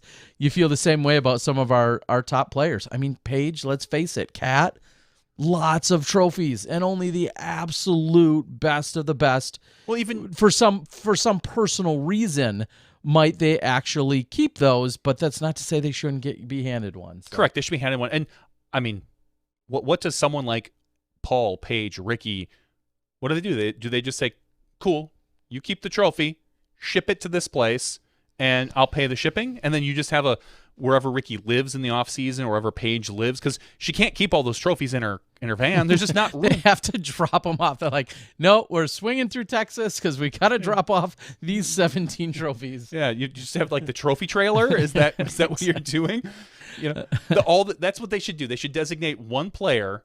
It's almost like what we used to do with our pink bag. Whatever, you get together with a bunch of pros. Whoever finishes the worst that weekend has to drag the trophy trailer. And so you have to hitch that to your vehicle. You lose gas mileage. It's a punishment for all the pros who don't want to have to travel with the trophy trailer. I've just figured it out, folks. Yeah, that sounds genius, as most of your ideas are. Hey, ahead of the time. Yes. In 10 years, when there's a trophy trailer, you will reference when there's this. trophytrailer.com, I'll be thinking that Johnny V had nailed it. Crap, I got to register that. Trophytrailer.com. I also kind of feel like that might be a dirty website somewhere, but I'm sure it is now. All right, let's look. Pull it up on screen. Let's do it live. No. Put it on. I'm kidding. I'm kidding. Anyway, big, huge shout out. I had a couple of guys out there helping me this weekend, or helping the Disc Golf Guy channel. I just keep gathering bonus content and coverage, and at one point it was mistakenly posted that I was going to have next day coverage. That was not the case. That wasn't going to be the case. However, I continue to build this library of footage that will then be able to get edited, commentated on, and then get released in slower parts of the season when there's not a lot of things going on. So we got 3 rounds of FPO Chase from this weekend. I'm super excited to present those at some point, but big shout out Ryan Pilcher, who's out on the board, one of our favorite Smashies. He's out there. So thank you, Ryan. Thank you to Chad as well, who are the 2 guys that that sandwiched me while I slept on a cot this weekend in the hotel room. It was a quaint and cozy weekend with those guys. So thank you to both of those guys. Also, Johnny, I got a few Smashbox hugs out there, big hugs from a couple guys. Also, I'm a little jealous. Tim Quartz. Tim, great seeing you. He was out there this weekend doing some spotting, I believe doing some U-disking. He played some golf with some other Smashies. Yeah, awesome to see you out there. So, Tim, good to see you, buddy. We appreciate all the work. All right. Eric says, like you just won your passenger side tour. What are you going to do? Get back to the fields and earn that transmission. Yes. Give away parts of vans. Yeah, that's a good call. All right, AM Worlds going down. Do we have leaders after today? Yeah, we do. We should. Hold on. We should. We had a leader after 1 hole. We did. Well, and he probably only kept it for 1 hole, my understanding was. Either way, if we get on top of it, we can maybe even give the appropriate shout out. Today, a gentleman had aced his very first throw of the World Championships. And if I would have thought of this a moment ago, I would have probably had it pulled up. And, of course, it's a little bit difficult to determine who's in the lead because you have separate pools. And also, yep. So right now, technically in first place in the A pool is Ezra Happner. Out of Santa Cruz, California. Marty Happner's nephew. Nephew? Excellent. Marty Happner, for those of you that don't know, is a legend out in Santa Cruz. At one point, owner of the domain discgolf.com. Oh, see, you were right there with him. Trophytrailer.com and discgolf.com. Pretty much synonymous. Yeah, which now goes to DGA. Yes. So for those of you that don't know, a very early adopter of domains. Of the internets. Of the internets in general. Yeah. And in the B pool right now, the winner, or the leader, not the winner, the leader is Oliver Richardson, shooting a 10 under. Both of the A pool and the B pool have shot 1 round, so they will probably shuffle after, I would guess after 2, but it could be after 4, but I highly doubt it. It's almost traditionally always been 2, and whatever. Yeah. So those guys right now are technically leading AM Worlds. The C pool, which I'm guessing is the same pool it is at 10 under after 2 rounds. Nathaniel Johnson. D pool. Starting to get into my pools here. Kevin Washer is 1 over par.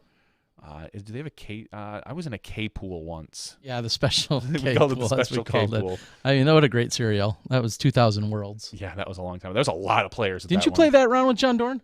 I did. Happy anniversary to John Dorn and his wife, Yes. Teresa, the other day. So we do have leaders in Am Worlds. There's a ton of divisions. I'm not going through them. All right. But Well, congratulations to the people right now who are winning. We'll talk to. I can't guarantee we'll talk to whoever wins next week, but we'll definitely give them a shout out if we can't. well, and so I do want to give a very appropriate shout out. Justin Long aced his very first hole at Lake Hiawatha Preserve today in playing in the tournament, and that's video credit to Hartman74 on Instagram. But yes, Justin Long aced hole 1 at Lake Hiawatha. So pretty cool. I mean, starting out the Am World, I mean, obviously it probably only goes downhill from there in some capacity, but to start out the tournament with an ace is pretty darn cool. I mean, he's 2 under after 1 hole, so clearly he finished what on the day? 3 under. Okay. He bogeyed, I think, the next 2 holes, or at least bogeyed. I know he bogeyed the next one. He might have bogeyed the one after that. All right. Well, But nonetheless, still, it's hard. I mean, that's a tough swing to go up that high, to be able to continue that sort of momentum, as Ricky would say, is difficult. yeah, and I'm sorry, he went double bogey. You're sorry. I feel like At least that's what Darren LeMay is that's saying. why hopefully he of course packed another pair of shorts in case he got a hole in one.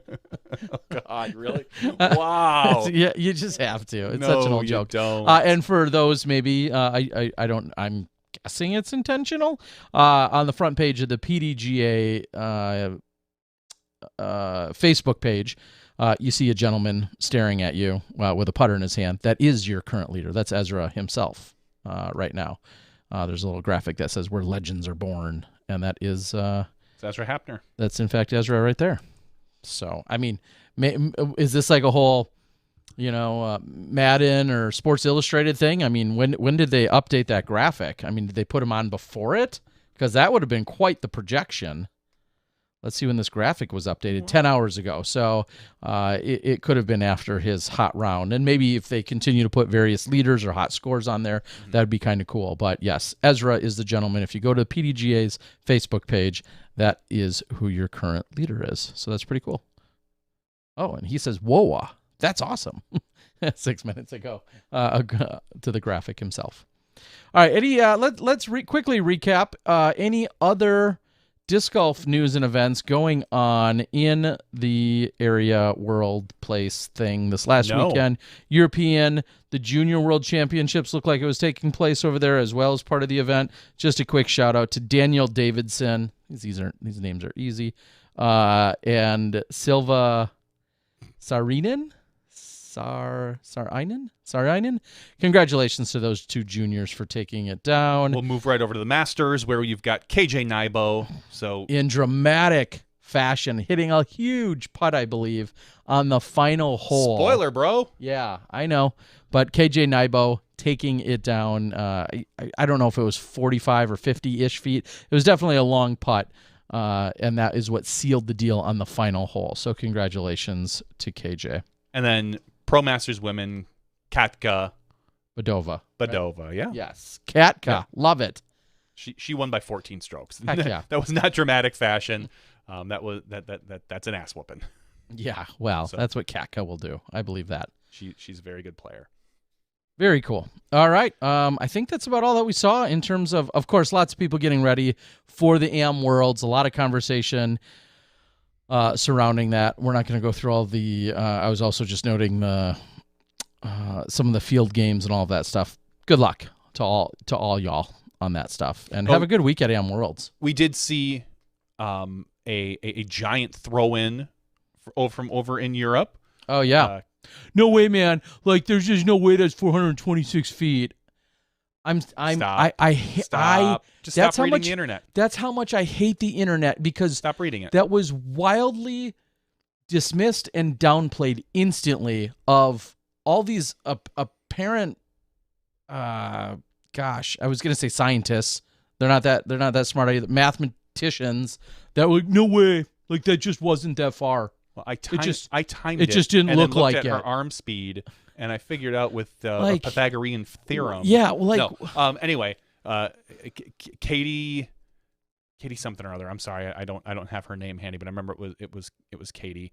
423 foot throw in. It was a beautiful shot, and awesome. I think she ended up taking 4th at the event. I don't recall. I was so annoyed by. I know you get annoyed at the internet, Terry. Well, I mean, these people are just such a-holes. Like, I know, I'm sorry. Let me look real quick here. There's no way. 4th place, Katie Tate. So, congratulations. And did I'm going with Katie, but it's Keiti. That could be Kaiti or something like that. We're gonna go with Katie. And then I did not see it, but I believe it was posted somewhere today. I saw just the caption to it. Bradley Williams made a post today saying that his longest ace ever was actually captured on film. I think that was right around almost the exact same distance, 400 and something feet. Correct. I just saw the caption. I did not get a chance to click on it, but nice work, Bradley Williams. Pretty cool. All right, Johnny, do we have anything else for the regular show here? I don't think so. We don't really have any PDGA news. We got no DGPT news. I don't know. I ain't got much. All right. Well, then I think we're going to call the regular show. We can get into the after show in a few minutes, where we'll talk about things that are disc golf or non-disc golf related. We could do some sweating to the oldies down here in your basement, which is a little bit warm. We don't have the air conditioning on. It was a beautiful day. Like, it was the most perfect weather today here in Wisconsin. And we weren't at the house most of the day. We went out to Chill on the Hill. Not Jazz in the Park, Chill on the Hill. And we didn't turn the air conditioning on throughout the day. But now it is relatively toasty down here. So air conditioning is probably going to go on tonight. It's heating up in here. Well, we want to thank you guys for joining us. And, of course, Andrew Marwede, incredible performance. Super excited to be able to talk to you. And seems like a nice guy. Yeah, I knew before tonight even that he was definitely a nice guy. But Michigan nice. We're excited to see where his career continues to take him, and just so much young talent out there. And for someone like Andrew to somewhat, of course he's sponsored and we know he's a good player, but to somewhat quietly fly under that radar, to then show up and have these incredible performances over these last few weeks. And if you really intensely follow golf, you know that there's him, and then there's going to continue to be more people that will just keep creeping up and slide under that radar, and next thing you know, they're challenging some of our most established players, and that's got to continue to provide excitement for all of us as fans and spectators and just enthusiasts of the sport, collectors. I mean, it shakes everything up. So again, it was a pleasure, Andrew. Thanks for joining us. So for Johnny V and myself, Terry Miller, the Disc Golf Guy, that has been episode 364. We'll bring some silliness. Get your fingers all warmed up. Bring them to the chat and to the super chat, and we'll talk to you guys in the after show. We'll see you then. You step inside the Smashbox. Thank you to our $2 and above patrons. Your name is listed below in the credits. If you are interested in being listed as a producer in the Smashbox TV credits and supporting this and other fine podcasts, please visit patreon.com/SmashboxTV.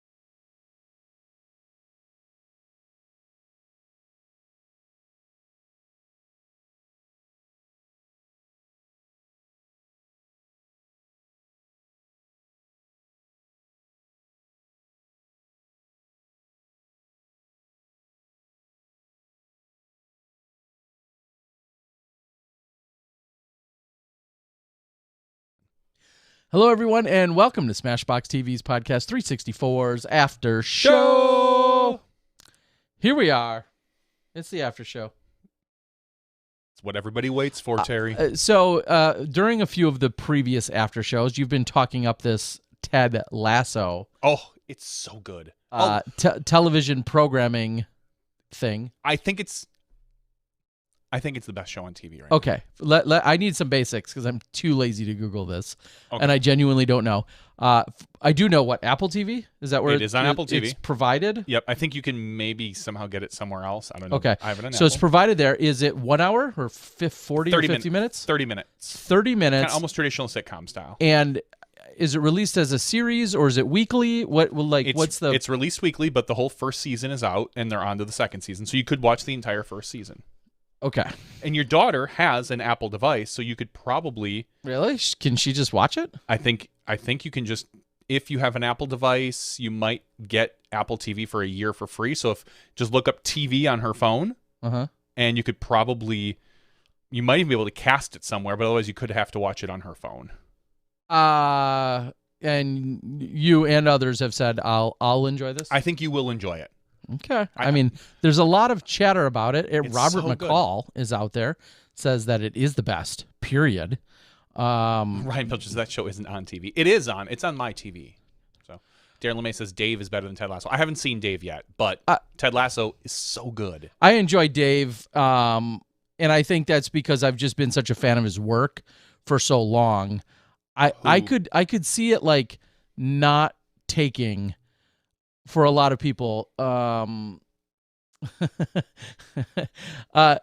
just wildly amused by Dave. And what is Dave the one about the rapper? Yeah, so he's the rapper, and like I feel like I can understand how there's a disconnect and people just not finding it as funny if you aren't into his backstory or aren't familiar. I know the show is kind of depicting his like real life for the most part, but I don't know. I'm just so wildly amused by him, and I think he's so incredibly talented. So I can see my overall bias toward it, but I could also see how others don't connect. I don't know any. I mean, I know about the show, but I don't know anything about the actual person. So we'll see.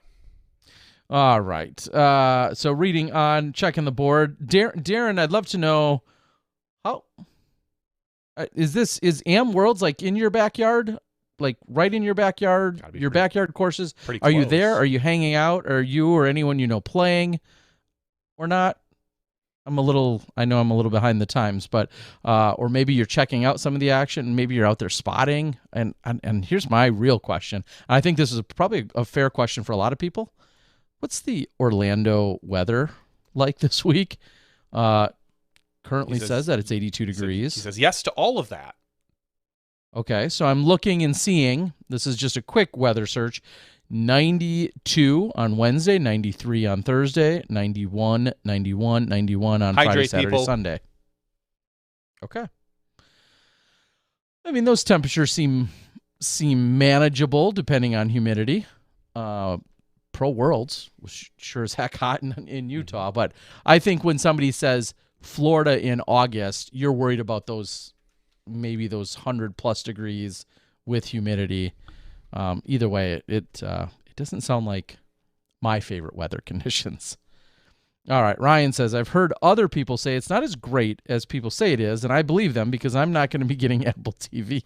He said he was going to wait till it comes to something else, and I'm not saying it'll never come to another service, but it's an Apple TV exclusive, and Apple's usually pretty protective of their IP, and it was really the breakout hit of Apple TV. So I don't foresee it leaving or going to another service for quite a while. Now, maybe you could get it on DVD or Blu-ray. I don't know, maybe VHS. Yeah. I would get it on 3 VHS cassette. Probably a Pioneer like Laserdisc is your best way to go. More like observe the Criterion edition. Yeah. There was a question about Am Worlds on a random date. I see next year it's in June. I'm going to sound a little old on this. Most often, now granted, there used to be an Am Worlds and a Pro Worlds, and that was it. And sometimes they were literally back to back, and sometimes they've even been combined a handful of times. But often you would see an Am Worlds take place like in 2007, for instance, Am Worlds took place at the end of July, and it concluded on Saturday night. Sunday, Monday, and Tuesday were the beginnings of Pro Worlds in terms of field games and doubles and all of those other things. And it was in the same state, 6 hours north of us.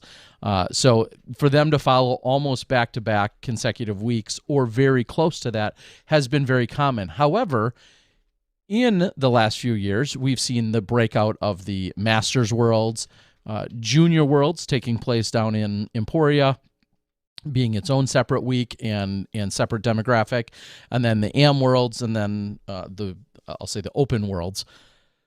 Things have been a little bit more flexible, and really it's a matter of all of these entities. It's one thing to have to coordinate them PDGA wise because different resources are needed for each of those events.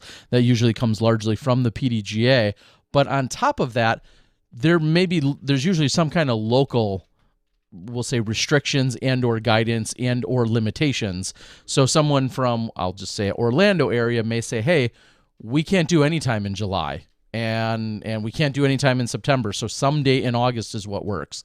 And then another organizing committee may have, of course, similar or differing schedule requirements. So to say it's a random date, I wouldn't say is necessarily the case. I do feel like for many, many years, we've had most of our worlds typically take place in Julys and Augusts. Now, we've seen a few as early as June, and rarely now we've seen a Pro Worlds at, say, Smuggler's Notch in the beginning of September, but those have been somewhat anomalies to some degree. So that's a long-winded answer to say June, July, and August is your most common time frame. But they can fluctuate based on what the local needs and or restrictions are. What was that? I fell asleep. Could you repeat that? Exactly. Glad to help out there. Randy says, has anyone ever looked so angry after an ace as Dickerson did? He didn't look angry. He just looked like cool. Been there, done that. Been there. Like that's not... An ace is always great. An ace in an Elite Series event is great. But, all he's thinking is, cool, I'm still down. I'm not winning I'm not yet. Winning the event yet. Like, keep moving. Like, you can't let yourself look at our poor Am Worlds guy. You can't let yourself get too excited because you don't know what the next hole will bring. If the next hole is bringing a double bogey, then there's nothing to be excited about. I don't know. Yeah, like you're saying, I don't know if upset or mad is the word. If you follow golf at all, you also know. And that hole's not like it's crazy good to get. That is, we've seen aces. Conrad aced it a year or two ago. Mm-hmm. We've seen a couple people hit basket, I believe. And Pierce did, right, during the final round? Yes. Yeah, off the front of the cage. Or was it Gannon? I apologize. No, I think it was Gannon that hit the band, maybe. One of the two. I apologize. Anyway, I didn't see it in person. I just saw it today, actually. So it's not like it's a spectacular ace. Any ace is great. Any ace is awesome. That is not an elite level ace. I'll say that. And as I was saying also, if you follow Chris Dickerson and his game, he's not exactly one. I don't know what it would take to get him to jump up and down and for him to really lose his composure in Conrad excitement. Throwing in a 237-foot shot at Worlds. I don't know. We saw it happen to Kelvin. I imagine we would have seen a smile out of Dickerson. Oh, I'm sure we would have. I'm just saying, I wonder. I think that's a phenomenal question. Is what would it take for Chris Dickerson to genuinely lose it, in excitement? What kind of shot or scenario? There might not be one. Other than him hearing I just won unlimited chicken tenders from Cane's. So not the $1,000 ace bounty. It would be the 1,000 chicken wing ace bounty. Yes. He hits it and he gets 1,000 chicken wings. That guy loses it. Yes. Just, wow! That might be the closest thing to get him to really lose his composure. So, good stuff. Tim says Philo didn't look happy after eagling 16 on Saturday. I would go as far as saying he likely was maybe struggling. I don't have his scores in front of me, but if he's struggling, even an eagle, and we all know that 16, I'm not going to call it a soft, but 16 and 1 and 8 are eagled more often than when we see typical eagles on a course.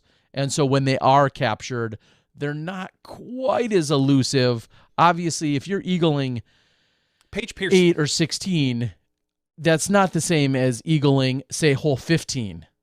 You know, Paige the uphill Pierce and around the crushes corner. plastic, but even her distance isn't the MPO caliber distance for a lot of these guys. And she was there for an eagle on the final day. Like, she had an eagle putt at it. Yeah. So for some of these longer throwing guys, that eagle is it's a soft eagle. It's a weak birdie. I mean, it's right in between there for them. Like, they are expecting a birdie on that hole. So Tim says he did have a horrible 2 through 15. Well, yeah, that's why maybe the eagle on 16 may not have been overly exciting at that point as he was trying to close out his round. I can hear you on that. I did. I'm gonna backtrack just slightly. Chris and I are yet so similar. oh geez. We can agree that as of right now, Cane's does provide the best chicken that you can go out there and find anywhere. Which you should be disappointed by, because we only have apparently one Cane's in all of Wisconsin, which is in the Madison area. I'm hoping they will continue to expand here as they are a southern-based company. That's good, because I'm going to come out right now and say Chick-fil-A chicken does 0 for me. I don't think it's that good. Okay. Like, Okay. we get it at work occasionally. They'll bring in like their big plate of chicken nuggets or whatever. Those little, like, to me, breaded or the breaded. Okay. Yeah, and I'm kind of like, like, it's all right.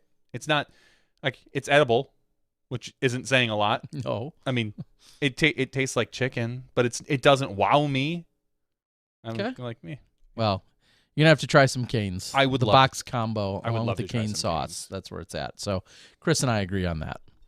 All right. Was there anything? Was there any funny things that happened in the last disc golf event? At Idlewild? Yeah, I'm trying to think of stuff I would classify that I noticed or was part of that I would classify as funny. On the broadcast, for those of you that, I think we've mentioned it, and Terry, you've heard firsthand, that when wildlife gets put on screen, our producer, Mo, very much is a fan of showing animals, whether it is wildlife, whether it is pets, no matter what it is. The cameramen know, hey, if you get the chance, there was a deer we saw this weekend. Hole 12, yeah. On hole 12, and I believe on 17. It was 17, which might be right next to 12. So I think they were able to see it on both sides. And then there were a couple of, as people say, cute dogs. We took a recording of, what's the dog's name? Hogan? Hogan, thank you. We took a recording of Hogan, played that for a minute, and then we went to Hogan Live. The minute we went to Hogan Live, Hogan stands up on all four, starts to piss. Right on camera. I didn't notice it at first. And Mo's laughing. I look, and then I start laughing. And at that point, you're locked in for a few seconds because our cameramen, we went to that camera, and they're probably moving for at least a few seconds. So right on camera, we get Hogan and visiting nature. So it was just kind of like,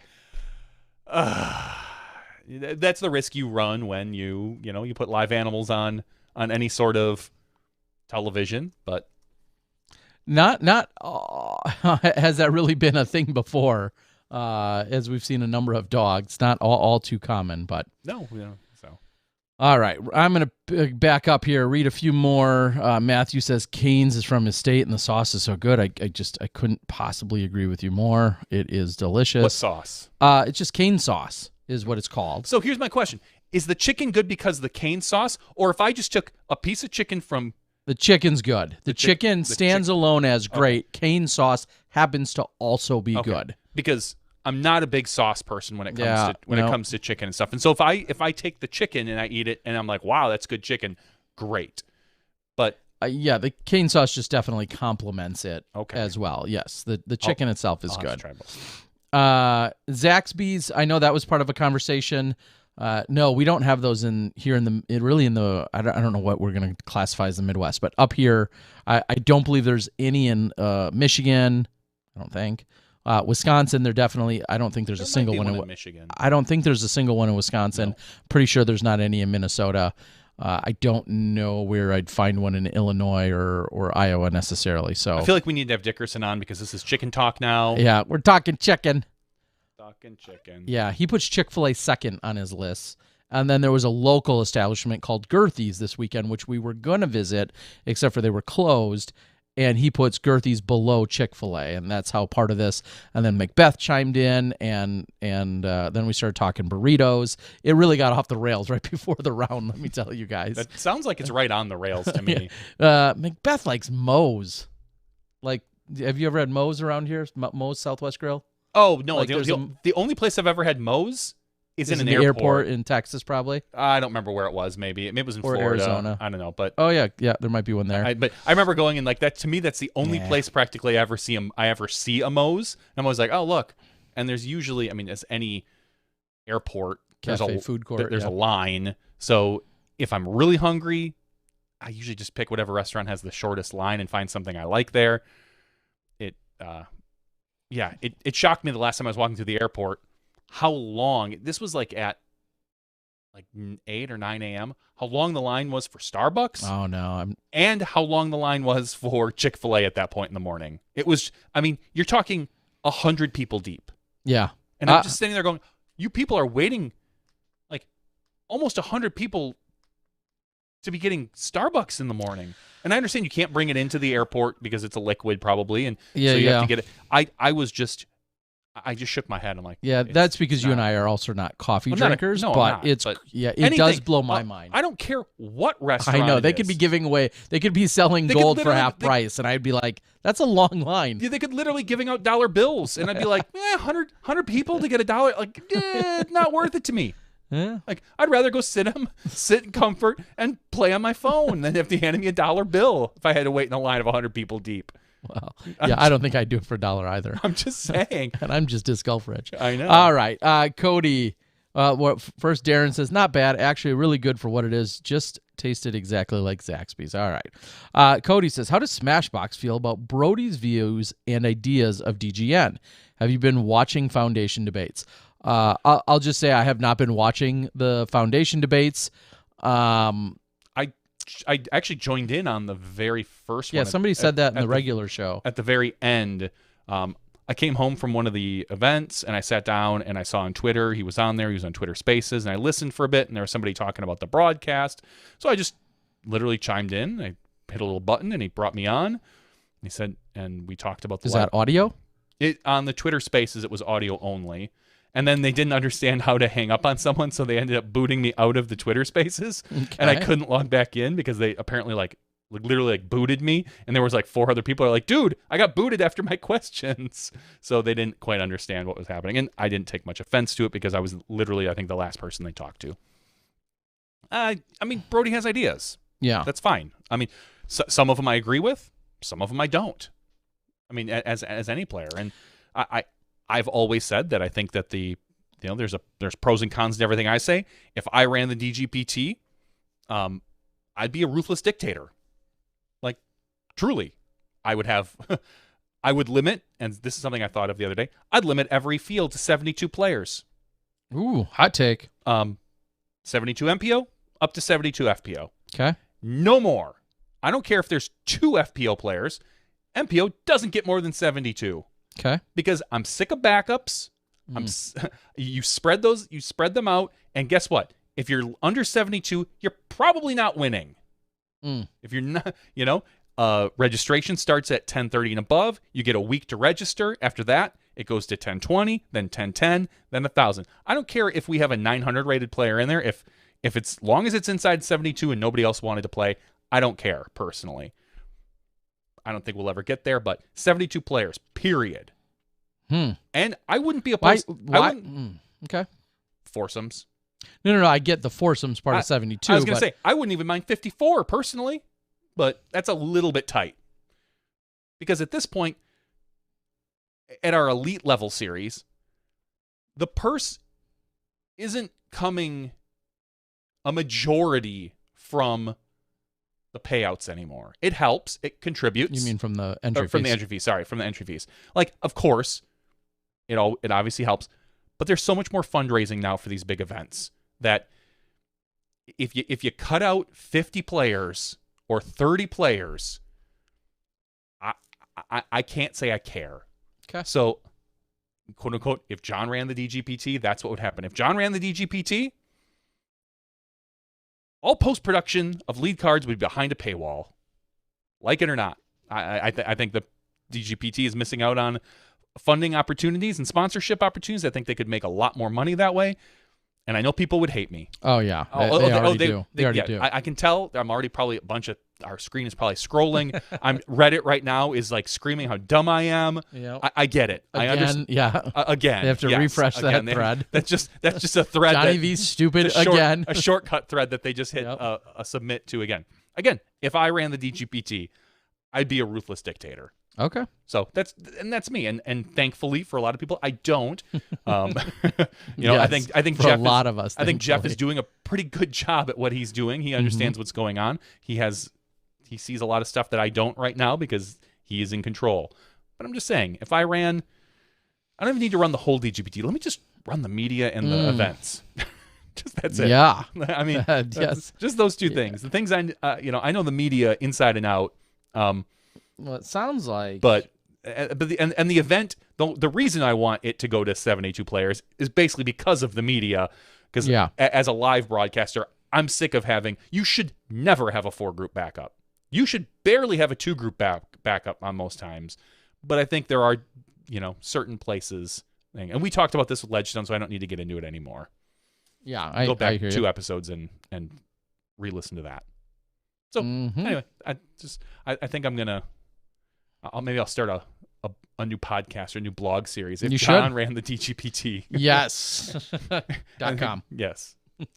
Or JohnnyAin'tRight.com, as Tim would say. That could be too. Randy says, and I think this has been kind of lightly brought up in past. Lindsay Westberg says 4 days event would have a cut. No. There would be no 4-day events. Any 4-day events, yes.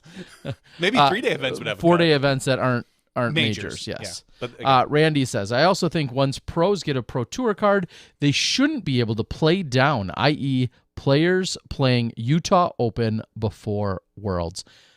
I can get more and more on board. I don't know if the Pro Tour card is the defining factor in that specifically. At one point, if we go back, because I'm old, at one point the PDGA briefly dabbled in either the rule and or the suggestion of, I think it was 1,000 rated weren't to be playing C tiers or something like that, something along those lines. Now even my memory's fuzzy. I personally thought that was kind of cool, but premature. I now would back that more than I did then.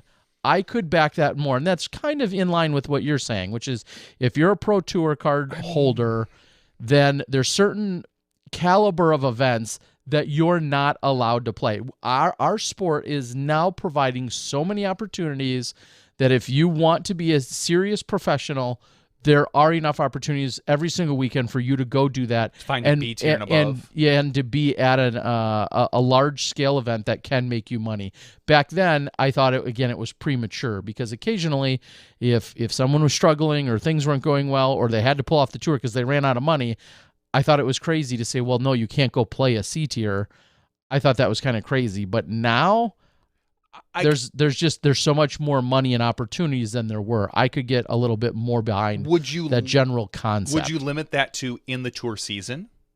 From Sure, from March to October or something along those lines, you can't play C tiers? Because guess what? If you're down south from October to February, a couple B tiers, maybe you got a C tier in your backyard. Sure. That could be.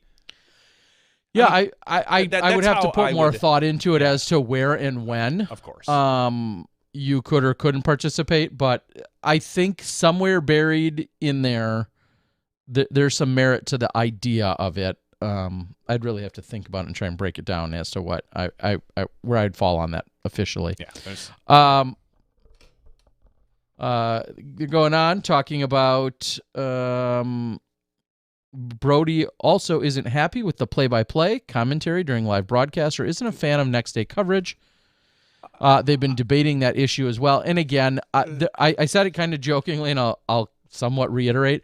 There's certain things that I'm just not going to get involved with for a debate, largely because voicing my opinion and being part of that conversation, I don't want to say can't do me any good. It could do me more harm than good.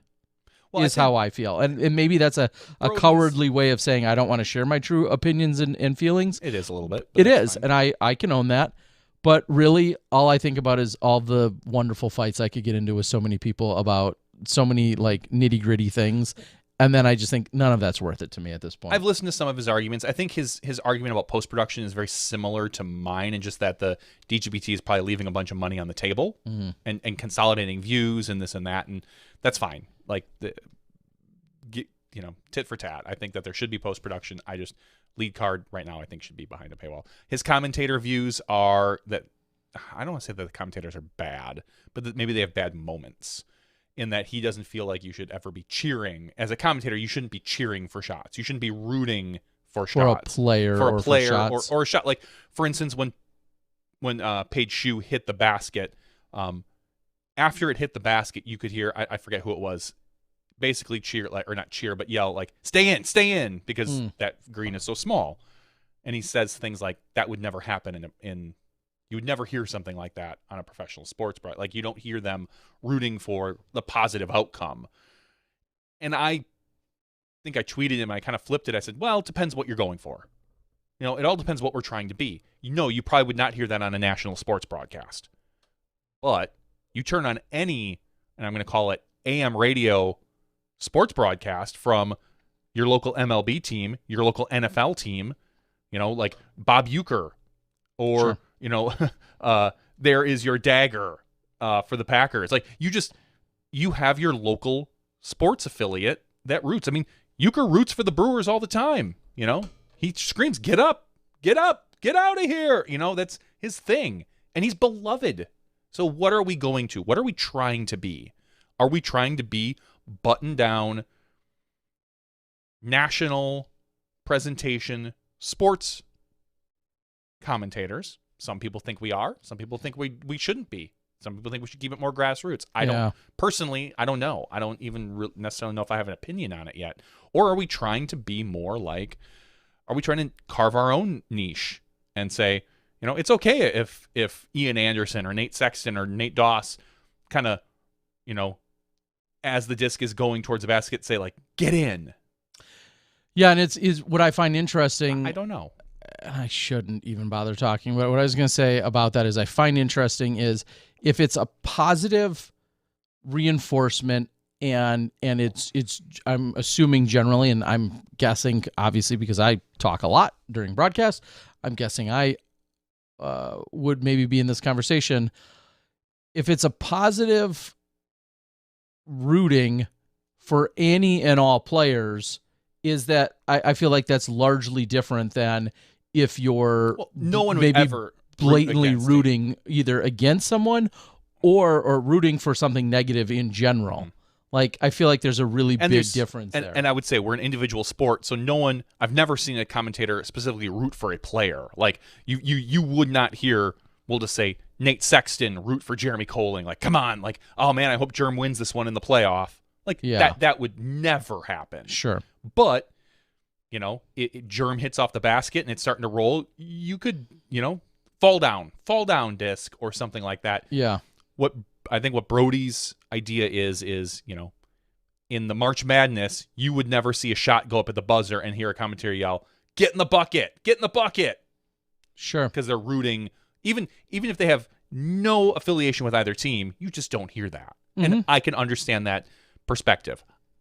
Honestly, I don't know if I agree or disagree with it, but that is from what I've heard, his viewpoint. I haven't listened to the other podcasts because I also don't. I also am just going to go out on a limb here and guess, and I'm sure in a few instances I could be wrong, but I'm going to also guess that same free throw shooter at the end of the game is probably not doing a an escape room with the commentators the night before either. Like we're a very different sport in the sense that we are so connected, and that's why I and so many it more to and so AM many radio. So many of our competitors that might be commentating on one another in a post-production round are like sharing campgrounds, at night. Euchre will take the same plane as the team sometimes. He will. Sure. He was, when the Brewers went to the playoffs last, there was video of him in the locker room spraying champagne. Like, he is a member of the team practically. He works for the Brewers media, but he's a member of the team. So it all depends. I guess it just depends what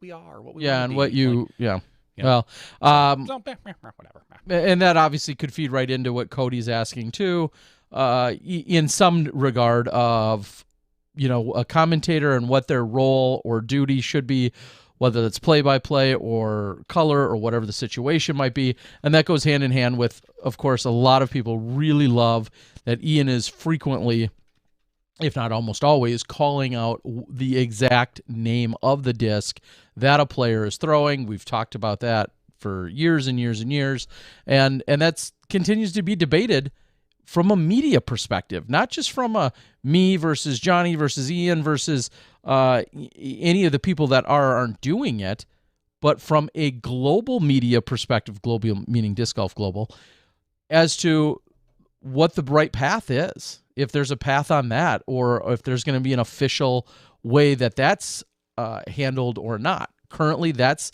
one of Ian's very specific arrows in his quiver. I mean, that's a very specific thing that Ian frequently relies on, and I don't want to say I intentionally don't, but I don't do that, and that is intentional. I mean, I could ask the players what they're throwing. I could learn every disc in their bag.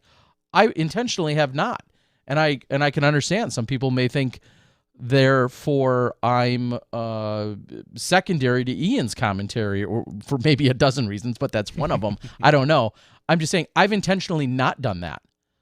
I don't necessarily know that there's not a right or wrong way here, but I think we're continuing to kind of forge forward, and it's going to all shake out one way or another. I don't know. That's something we don't see in other sports often either, or at least in golf. I guess in this case we have to point specifically to golf. They likely will generally throw out a general club. He's got his wedge, he's got his this, he's got his that. They're not like, well, he's pulling out his, I7, 32 pitch, blah, blah, blah, custom made, Taylor, Big Bertha, blah, blah, blah. Like, they're not describing that. And that's exactly what sometimes we do. And I've done it as well, but that's exactly what we're doing right now in some commentary situations. Mm-hmm. Some people love it. Some people don't care. I continue to say, I personally, when I'm told that, and this is pretty, I think, unanimous, you want to tell me that Ricky's got 13 pigs? Cool. Andrew Marwede carries 5 Firebirds. Ricky could take his most beat up pig, and I'm still not throwing it a third as far as he is. So, I think there's so much emphasis put into what discs are being thrown in the first place that it's mind-boggling to me that so many people are bent out of shape about knowing what a disc is being thrown, because I think, cool, you're not throwing it like them anyway. But anyway, I'm honestly kind of indifferent on it at this point, as far as the calling out of the discs.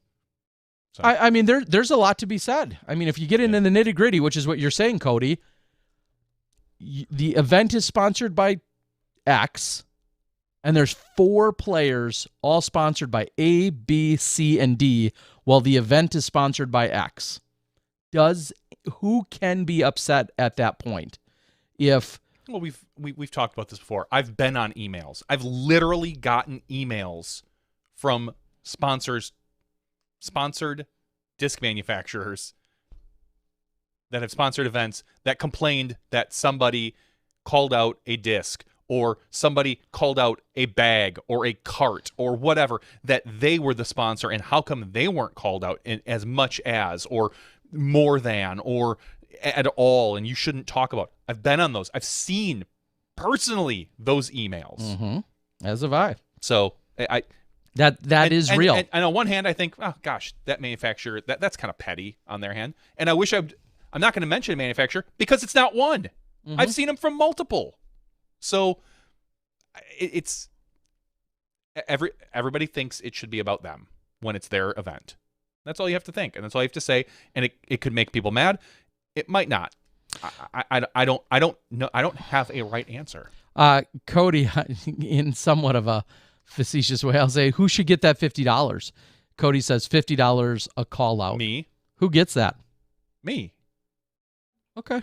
Johnny V. Yeah. Just put it in a, Just send it over to Johnny V. Put it in a little tip jar and send it to me. Yeah.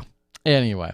All right. I think we beat that one. Yes, we did, as we do every couple weeks. I don't know if it's that often, but It's yes. not, but I'm gonna believe it or not, as argumentative as I love to be, I'm going to probably keep myself away from a lot of the debate groups because I will likely say things that will get people fired up. If I'm gonna do that, I'm gonna do it on my own terms. Tonight, I think taking place was in fact Am Worlds.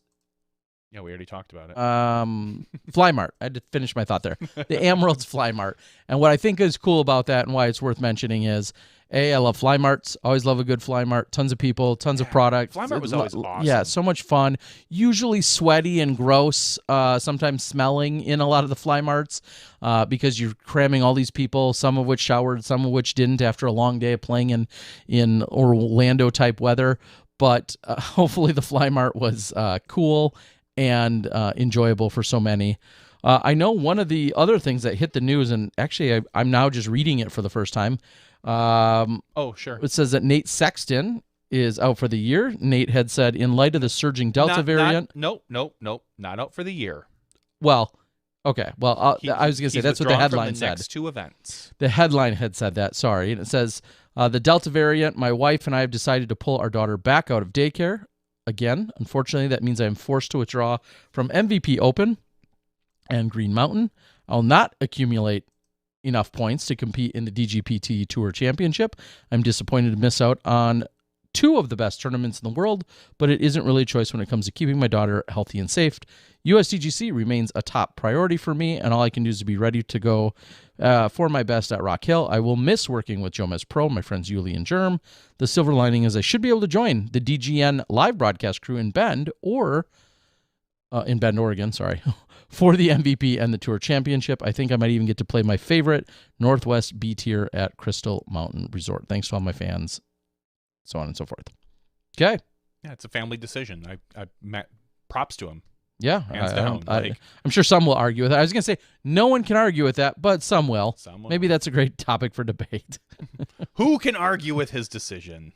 I'm guessing we should probably get a full-blown political argument going about the vaccine. I think we're overdue on that here on the show. I think masks. Let's talk masks, Terry.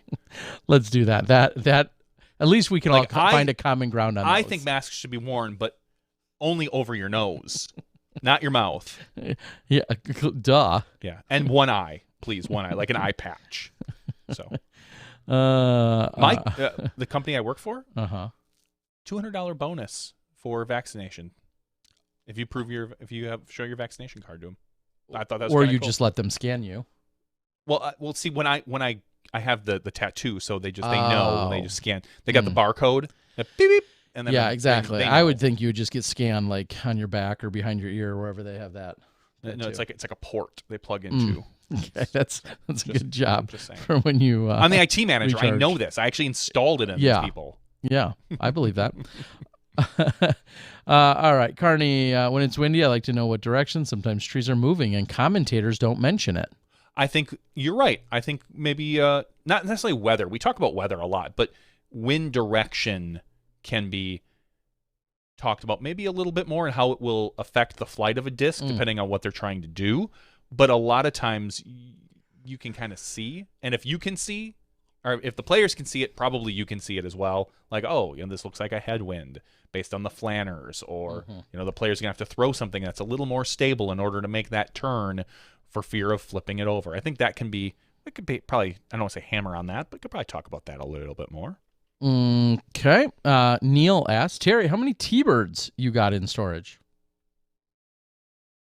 Not a Yeah, I'll say you, not a ton. because there hasn't been a ton of collector T-birds. I mean, of course, I've got plenty of the KJ Naibo when they kind of did the cool Pro Line, themed look of swirly T-birds from a number of years ago. Plenty of Jen Allen glow T-birds from a number of years ago. I may have stockpiled quite a few of those. Of course, I have some CE T-birds as well, but T-birds I had thrown back when I played way back when, and then they eventually got phased out of my bag. And at that point, like a lot of discs, I didn't continue to stockpile them. So I've got some, but I mean, if you want to talk like DX T-birds of like when they first came out, I've got somewhere between 35 and 70, 1 to 2 bins worth of just straight DX T-birds. I do recall in my AM days when those were out that I was able to then pick up a lot of T-birds with my funny money. So, Oh, McCall, I've got 2 or 3 nice KC Pro T-birds. I have this really, and you won't ever get it from me, this really sweet gold one that really chalky and sticky almost. It's probably falling apart by now. I'm not quite. There's certain some of those like just start to like disintegrate and like literally just feel like they're falling apart. They might. It might be by now. It's sitting back in the closet like right there. I'm about to move it to a new house. So.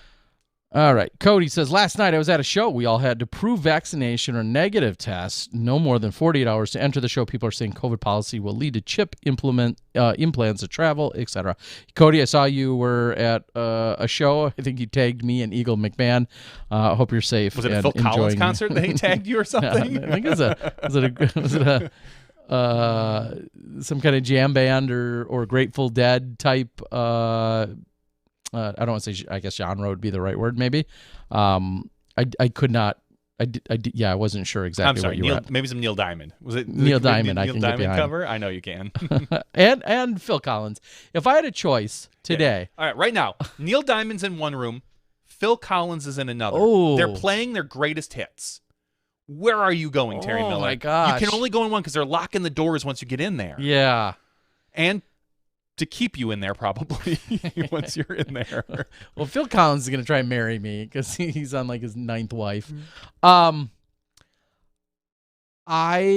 In that case, I would go Phil Collins.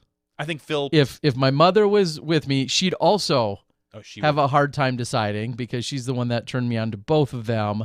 If my mother was alive and with us today, though, for her sake, we'd have to go Neil Diamond. Ooh. But she would try to also find a way to get over to Phil. I know she would. I'd have to go Phil Collins in that case. Okay.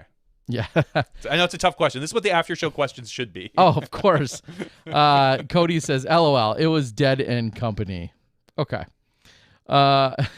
Terry, we need a video on your disc collection. That's for a whole nother day. But that will likely happen. I've said that this will. for Terry. Like in the off season, we need to It just will do happen. We need to do a series. Just grab a bin. That's what we'll call it. Grab a bin. That sounds like it could be a different. I know. We could go a different way with that series. That's fine. But we're gonna do grab a bin, and then we're gonna go through it. Cody says remaking members of Grateful Dead with John Mayer as the frontman. The remaining members is what. Is that what he meant? Yeah. Oh, remaining. Okay. Or remaking. They're kind of old. That's putting them together. That's what I was gonna say. They're falling apart. What with John Mayer as the frontman. I saw John Mayer long time ago. Right. Gravity. No, before that album. God, yeah. Literally before his first album dropped. He just had an EP out. I went with our mutual friend Beth Dallas. Wow. Here at a very tiny place. It was like the basement of the rave here in Milwaukee. And honestly, I'd barely ever heard of the guy. I went because the opening band was Mike Dowdy from Soul Coughing, who I was a big fan of. Yeah, never heard of. Yeah, exactly. You wouldn't have. You've heard of literally probably one song that they had called Circles, I believe it was. Some people called it the sweater song because the video had somebody holding onto a string on the sweater and he was walking away. You probably recognize it. I couldn't get my head around it. But other than that, that's why I went to go see it. And this John Mayer guy who was the headliner, I was like, okay, whatever. I've heard like one song from him. And he put on a really good show, phenomenal guitar player. And then I saw him a couple months later at like an amphitheater in Madison with some friends, and he was huge at that point. So I was, I was fortunate to catch him when he was a little bit smaller. So. Sam says, Terry, I think my daughter would like stand-up comedy. She is 7.5. Who should I introduce her to? Oh my gosh. Yeah, I mean, so like a quote unquote safe stand-up comedian. Brian Regan?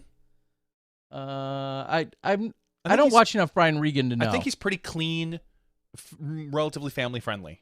I'd keep her away from Louis C.K. Just in general in life. Yep. Yeah, see, Razorhausen's Brian Regan. Okay. Okay, lots of people. Lots of Regan. Yeah. Eddie Murphy. Yeah, right before or after Richard Pryor, right? Yes. Yeah, that's and maybe some George Carlin while we're at it. You could probably go with the Pop-Tarts guy. Pop-Tarts guy. The comedian that does the or Hot Pockets. I'm sorry. Oh, yeah. Not Pop-Tarts. He always comes here. He comes here on New Year's Eve because he has family that lives here. So that's funny. We can't think of his name, even though I picture him. I know he's on CBS Sunday Morning. He does a bit on there now. So okay. Well, Jim Gaffigan. There you go. Ray. Thank you. He would probably be relatively family safe, and for most shows, I'm sure he has some thing. But God, I couldn't believe I couldn't remember Jim Gaffigan. He does. He comes here for 2 shows almost every year on New Year's Eve because his wife's family is from Wisconsin or Milwaukee area. Hey, quick side note. In the after show? Yeah. This is and albeit a little bit random. Seth Muncie. Disc Golf Strong. Disc Golf Strong Seth. Big shout out. He doesn't pay us for that shout out. Seth Muncie, who is, by the way, becoming, can you become more and more prominent and important every single week? Either way, he is, and more and more useful and resourceful, and just incredible to all of our way to go, tour. Seth. You're becoming more and more useful to Terry. I don't know if you were really useless a couple weeks ago, but since these weather things, you are way more useful to Terry. He's proving just how invaluable he really is. That's a better way to put it. Yeah. He has, and now because he was confused, I'm also confused when I repeat the story, but he has ties to like an uncle who may have owned, I think his uncle at one point owned Noah's Ark. The water park. America's largest outdoor water park. In Wisconsin Dells. Not the actual Noah's Ark from down Bible. In Tennessee, or down in the exhibit that's down in the Kentucky area that Ricky Wysocki and his girlfriend had gone to. Yeah, he owned Noah's Ark.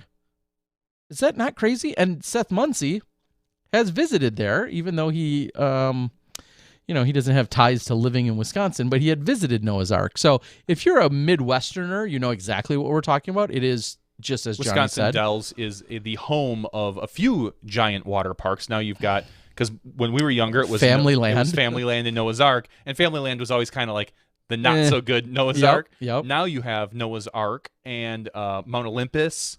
You've got a couple indoor ones which are good, like the Wilderness. And Wilderness Resort. Great Wolf Lodge. Great Wolf Lodge. Those are large indoor parks, but still don't hold a candle to the outdoor water parks. No, so that was pretty incredible when somehow that conversation came about, and he looked into it, and someone within his family owned Noah's Ark for many years, and they bought it originally and started as like an arcade. And it expanded from there. Like the business model was to have an arcade and games, and then it grew into literally America's largest water park, outdoor water park. So kind of funny. Jay says, Terry, nice work on your low-key approach to playing horribly at Funky Farms. Yeah, I've said this before. If I played too well, I worry that they would think, should he be classified as a pro? And then I'd get some horrible AM sometime in the future.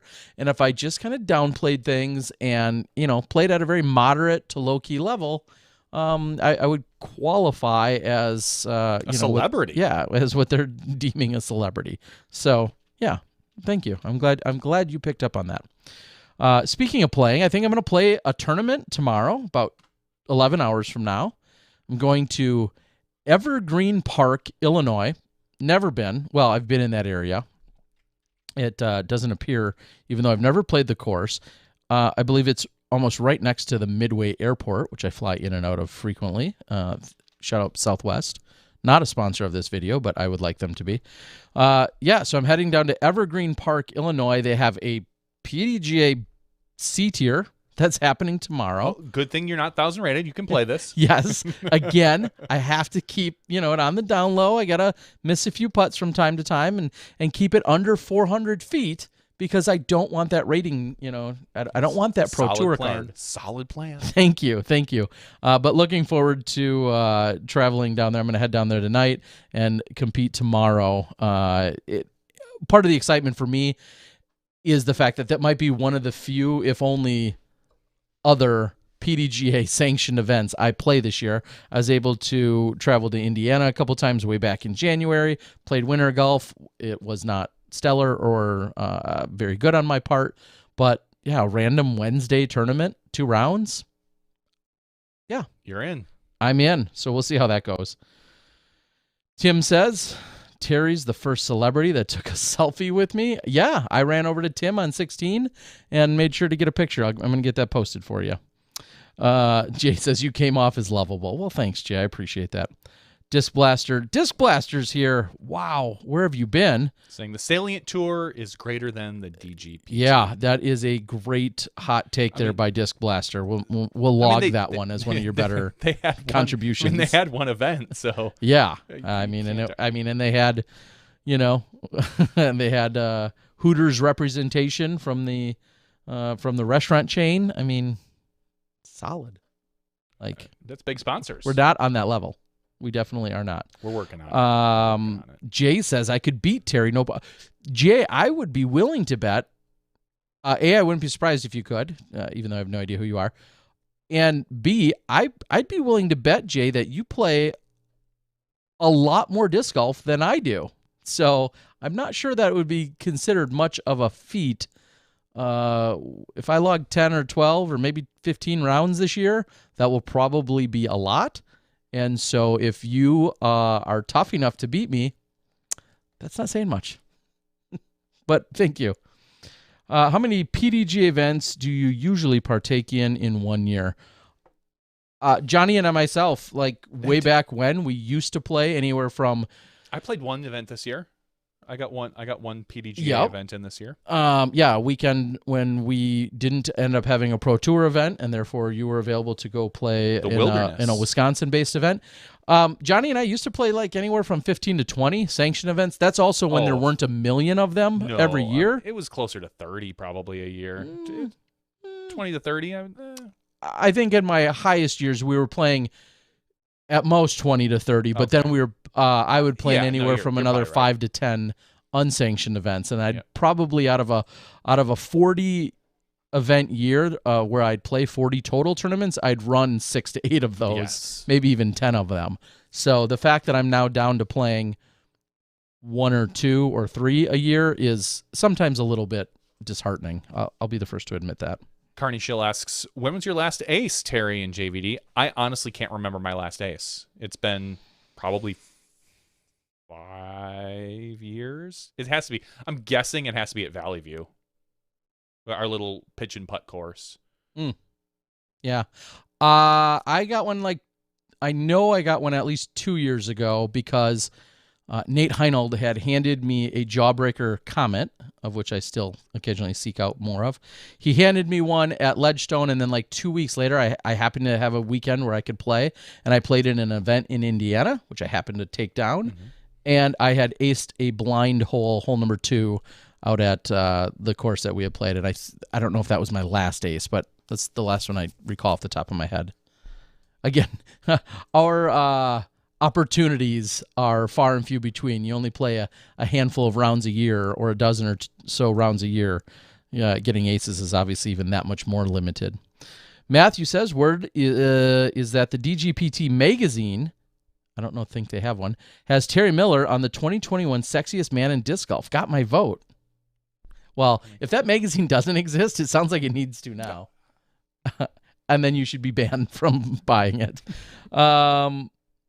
how many are Southern Nationals sanctioned? At one point, they very much weren't, and now I don't know if some or all are. I can't answer that question for sure. Lindsay says, I laughed at Instagram video of you and Kenzie playing. She throws her disc on the ground in sadness of not making her putt. Yeah, tonight there was a what we call the Germantown Youth Futures. It's a local community outing that's now in its 15th year. I had helped put the course in and raise the funds for it, and we have this very short, beginner-friendly course. And then once a year, the youth organization administers an event through the Park and Recs department. We had like 45 people that were signed up, families, kids, tons of people came out and played. And even that event has very much evolved from, if there were 50 people that would come, I feel like 30 to 40 of them were like, what's disc golf? We're just going to go see what this is. It's like $3 and, we'll go check it out. Now I feel like we go to the event, and if there's 50 people that were there tonight, 48 of them already play disc golf and they're familiar with it. So it's certainly trending in the right direction. Galactic says, are you playing MP40 tomorrow? Yes, that's what I registered for. There's not a lot of big fields. It seemed like there were a lot of divisions, understandably, but it didn't seem like the fields were big, and I don't know when they're going to cut off play. It's a Wednesday tournament, so what where the hell are all you people? Come on. Working? Gosh. 14-year-old son is a Calvin Heimberg clone. Real quick, I do want to quickly say, super excited. Head to Colorado this weekend and the Rocky Mountain Women's Championships. They have absolutely killed it every year I've ever been there in terms of how they treat the women and the experience that the women have at this women's only event. My two girls who are going to be going along and playing, they're not so much excited or worked up about playing. I think they're worked up and excited about just the travel in general, but super looking forward to this weekend out in Colorado. So that's where I'll be. Disc Blaster says, Terry seems completely sober after shows. Quality is directly related to Terry's. I am always sober during our after shows because I always drive home. Yeah, you don't really drink at the after show. And I haven't, with us moving, and even before that, I just haven't gone personally to the liquor store. I mean, I could make a stop. You could. To refill. And right now, the goal of the house is get rid of everything. So I'll clean out your liquor cabinet on my. I mean, you should. I got a 2-hour drive. I gotta keep myself. That's right. You're going to Chicago, down through to Chicago. No, I'm. So I've been drinking a lot of water and not partaking in anything. But I think once we get to the new house, maybe he'll be a little celebratory. Woo! Then it's gonna get wild. Ryan says, have you guys heard about Infinite Disc holding a disc golf convention in Vegas next February? I have not heard that specifically. I've heard whisperings of other disc golf style convention. Yes. From other entities, but not that. Now, my main question is that intended to be in conjunction with then and lead right into the Las Vegas Challenge? That would be my question. I can't imagine they're going to have it on February 1st and then the Las Vegas Challenge is 3 weeks later. I'm going to assume that they would attempt to have that earlier. Of course, I think there's a very viable, really cool idea in there. Yeah, I'd love to see and hear more about it, but I do not know any details. So now you have got me really interested. Cody says for the tip jar and gives us a little super chat. Thank you. Thank you, Cody. And Galactic Cocker says, is Paige Shue playing? She won last year. Paige Shue, I think her exact post was today that she doesn't know what event she's playing next and when. She severely missed her daughter Savannah. Yep. She said these were some of the roughest 2 weeks she's had, even though she got to spend it with Doug. I mean, yeah. But ultimately, she thanked Grady, who she says now has like a full-time job and is, so she will be going back to Charlotte area. Is that where they are now? Yeah. Charlotte area, and doing more family stuff and maybe not, playing another event for the rest of the year. She doesn't know. Yeah, that's quite possible. Jay Santos, thank you for the super chat, the significant super chat. We appreciate it. That will go right into the Terry Getting Drunk in the After Show fund. We appreciate that, just not tonight. Well, they put out a survey about it to their VIP members, so apparently it's happening, but they haven't formally announced anything. Well, thanks for the VIP leak, Ryan. Pilcher, VIP. We appreciate it. You VIP. Eric says, got our keys to the new house yesterday, moving on the 28th. What's your exact moving day? The 30th. August 30th, we close on our new home. At that point, that's a Monday.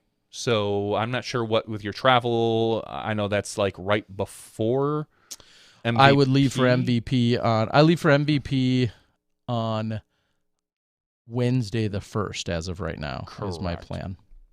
So we'll have to get some things figured out. We might be here that weekend anyway, and we'll see what happens. So because we'll have this house until the 17th, which is now the estimated closing date of this house, because we had an accepted offer. We put the house on the market on Thursday night, and by Sunday morning we had an acceptable offer.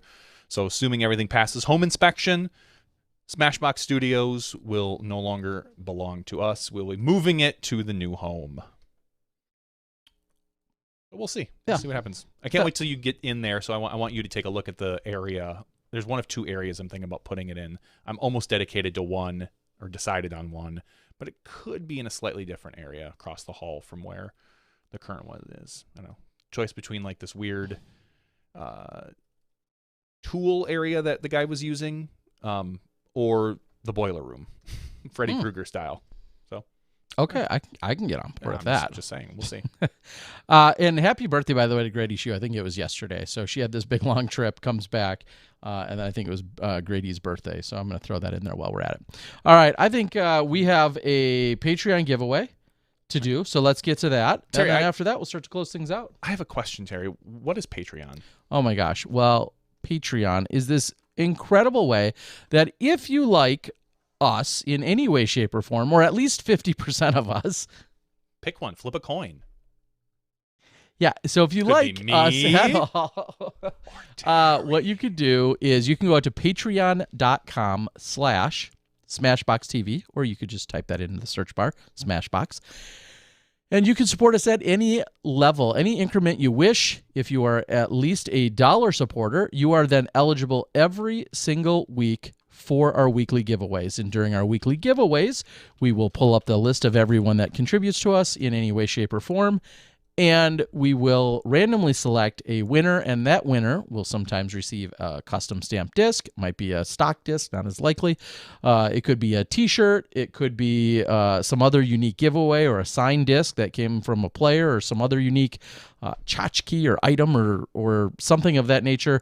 It'll likely be something disc golf related.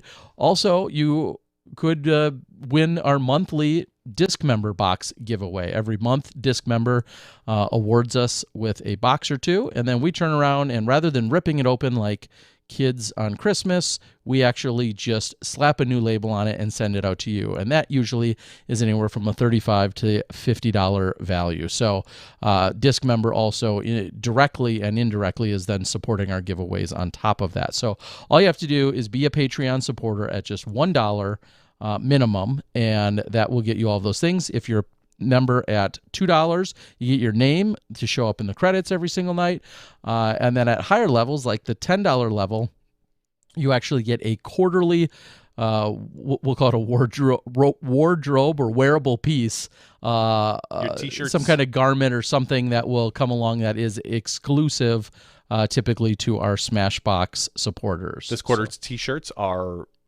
Miles is making them up right now. I went selfish, and they're going to be Skip Ace t-shirts. Wow.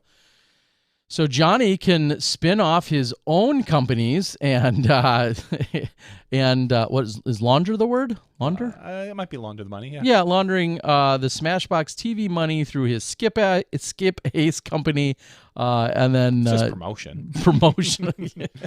So I'm glad that we'll do a disc golf guy one next if you want. Little tear bear. I don't care. Whatever. You and your side gigs. I just don't think you're committed here. All right, so.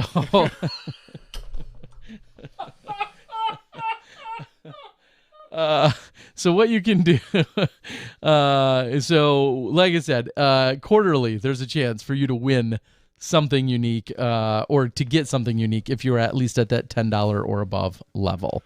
So, and seriously, without our Patreon supporters, we couldn't ramble on and on and on every single week and turn around and then give away free stuff. We wouldn't be able to do all that stuff. Wow, that caught me off guard. Yeah. Whew. So, all right. Jay says, just give me the prize now. Well, I asked These other suckers are incapable of having something nice. Someone asked me, or Matthew Gilbert said, it's my day. It's my day. And I asked him, how should I sort it? Like, what's the way? If it's his day, he should be able to pick. I agree. I mean, you're just claiming your day. So of the list, which is right now around 200 people, give or take a few, Johnny will sort the list, and then we will pull up our random.org website and then arbitrarily pick a number in which we'll then go through the numbers and ultimately grab a winner. So here we go. All right, I'm going to sort it by total amount given. Ooh. So we know if we love you or not. I mean, we love you all, but some of you have been loving us for a long time. So you're putting them on the top? No, it's going to go from lowest to highest. Oh, lowest to highest. So the lower or should I say, the higher the number, the higher the contributions have been, and hence the higher love that we have for you. All of it. All of that. No, we love all of our Patreon supporters, even if you just got in at the beginning of the show or last week. No matter what, we appreciate all of the support. All right, so here you go. What are we at? All right, the playoff with the Michigan. There were 2 Michiganders. They went to hole 2 for the playoff. So 3. The number 2. All right, then the number 2. All right, our first number is 104. Our second number is B199. 57. Oh, I shouldn't be rooting. Should I be rooting for these people? No, you shouldn't. 57 is Jeffrey Hill. Congratulations, Jeffrey Hill. Thank you, Jeffrey. Jeffrey is a supporter also at the $2 level. So Jeffrey Hill's name shows up usually at the end of almost every show. So Jeffrey, we appreciate it. Please shoot me an email. Johnny will give me your email. I'll reach out to you. It'll take a week or two, and then I'll forget it, and then I'll lose it. But then I will eventually get something to you. I sent out a whole stack of stuff last week, like a stack of goodies to people. So hopefully you guys have been receiving those. I promise we will always get it to you. It just might take a reminder, but I've got way more than enough discs and other goodies to give out. So if you have something coming to you and it's like, hey, I won that 9 months ago, or hey, I won that 9 minutes ago, don't hesitate to reach out. I'm not mad or offended if I need that reminder, because we want to give you your stuff. I've got to get rid of some of it. I swear I have too much. So please reach out. So 50, what'd you say 57 was the number? 57. 57. No, so, Andrew Clayson says, where am I on that list? I was like the second Patreon supporter. Very true. You are, thankfully, bless your heart, way down at the bottom of this list. Oh, we love it. Not quite the very bottom, but way down. But way down. We love you a lot. Thank you, Andrew. Seriously.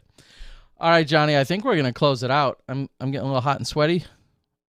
It has nothing to do with the temperature in here, but I'm going to close it out.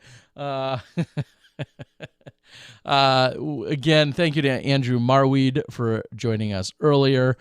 We wish him the best of luck. I don't know if I can play that favorite card, but we wish him the best of luck in his tournament this upcoming weekend. We just got to keep the trend going, as Johnny called it out. We have players, and then they go on to win. We'll see. We'll see if that rings true this weekend for Andrew. How does that bode for you for tomorrow? Oh, geez. Not good. Not good. This is too short a notice. And are you going to steal Marwede's win? Like, if you win tomorrow, does that mean he doesn't because we had you on the show? Probably not. Okay. All right, guys. Patreon link, we can put it right there in the description or in this chat. Just patreon.com/SmashboxTV. I'll put it out there as well, as does Johnny. So thank you. Or if you go out to Patreon, that's patreon.com, and then type in Smashbox. It'll come up with our 2 ugly faces. At least his. All right, for Johnny V and myself, Terry Miller, the Disc Golf Guy, that's been 364's After Show. Drive safe. We'll see you later. see you next week. You step inside the Smash Box.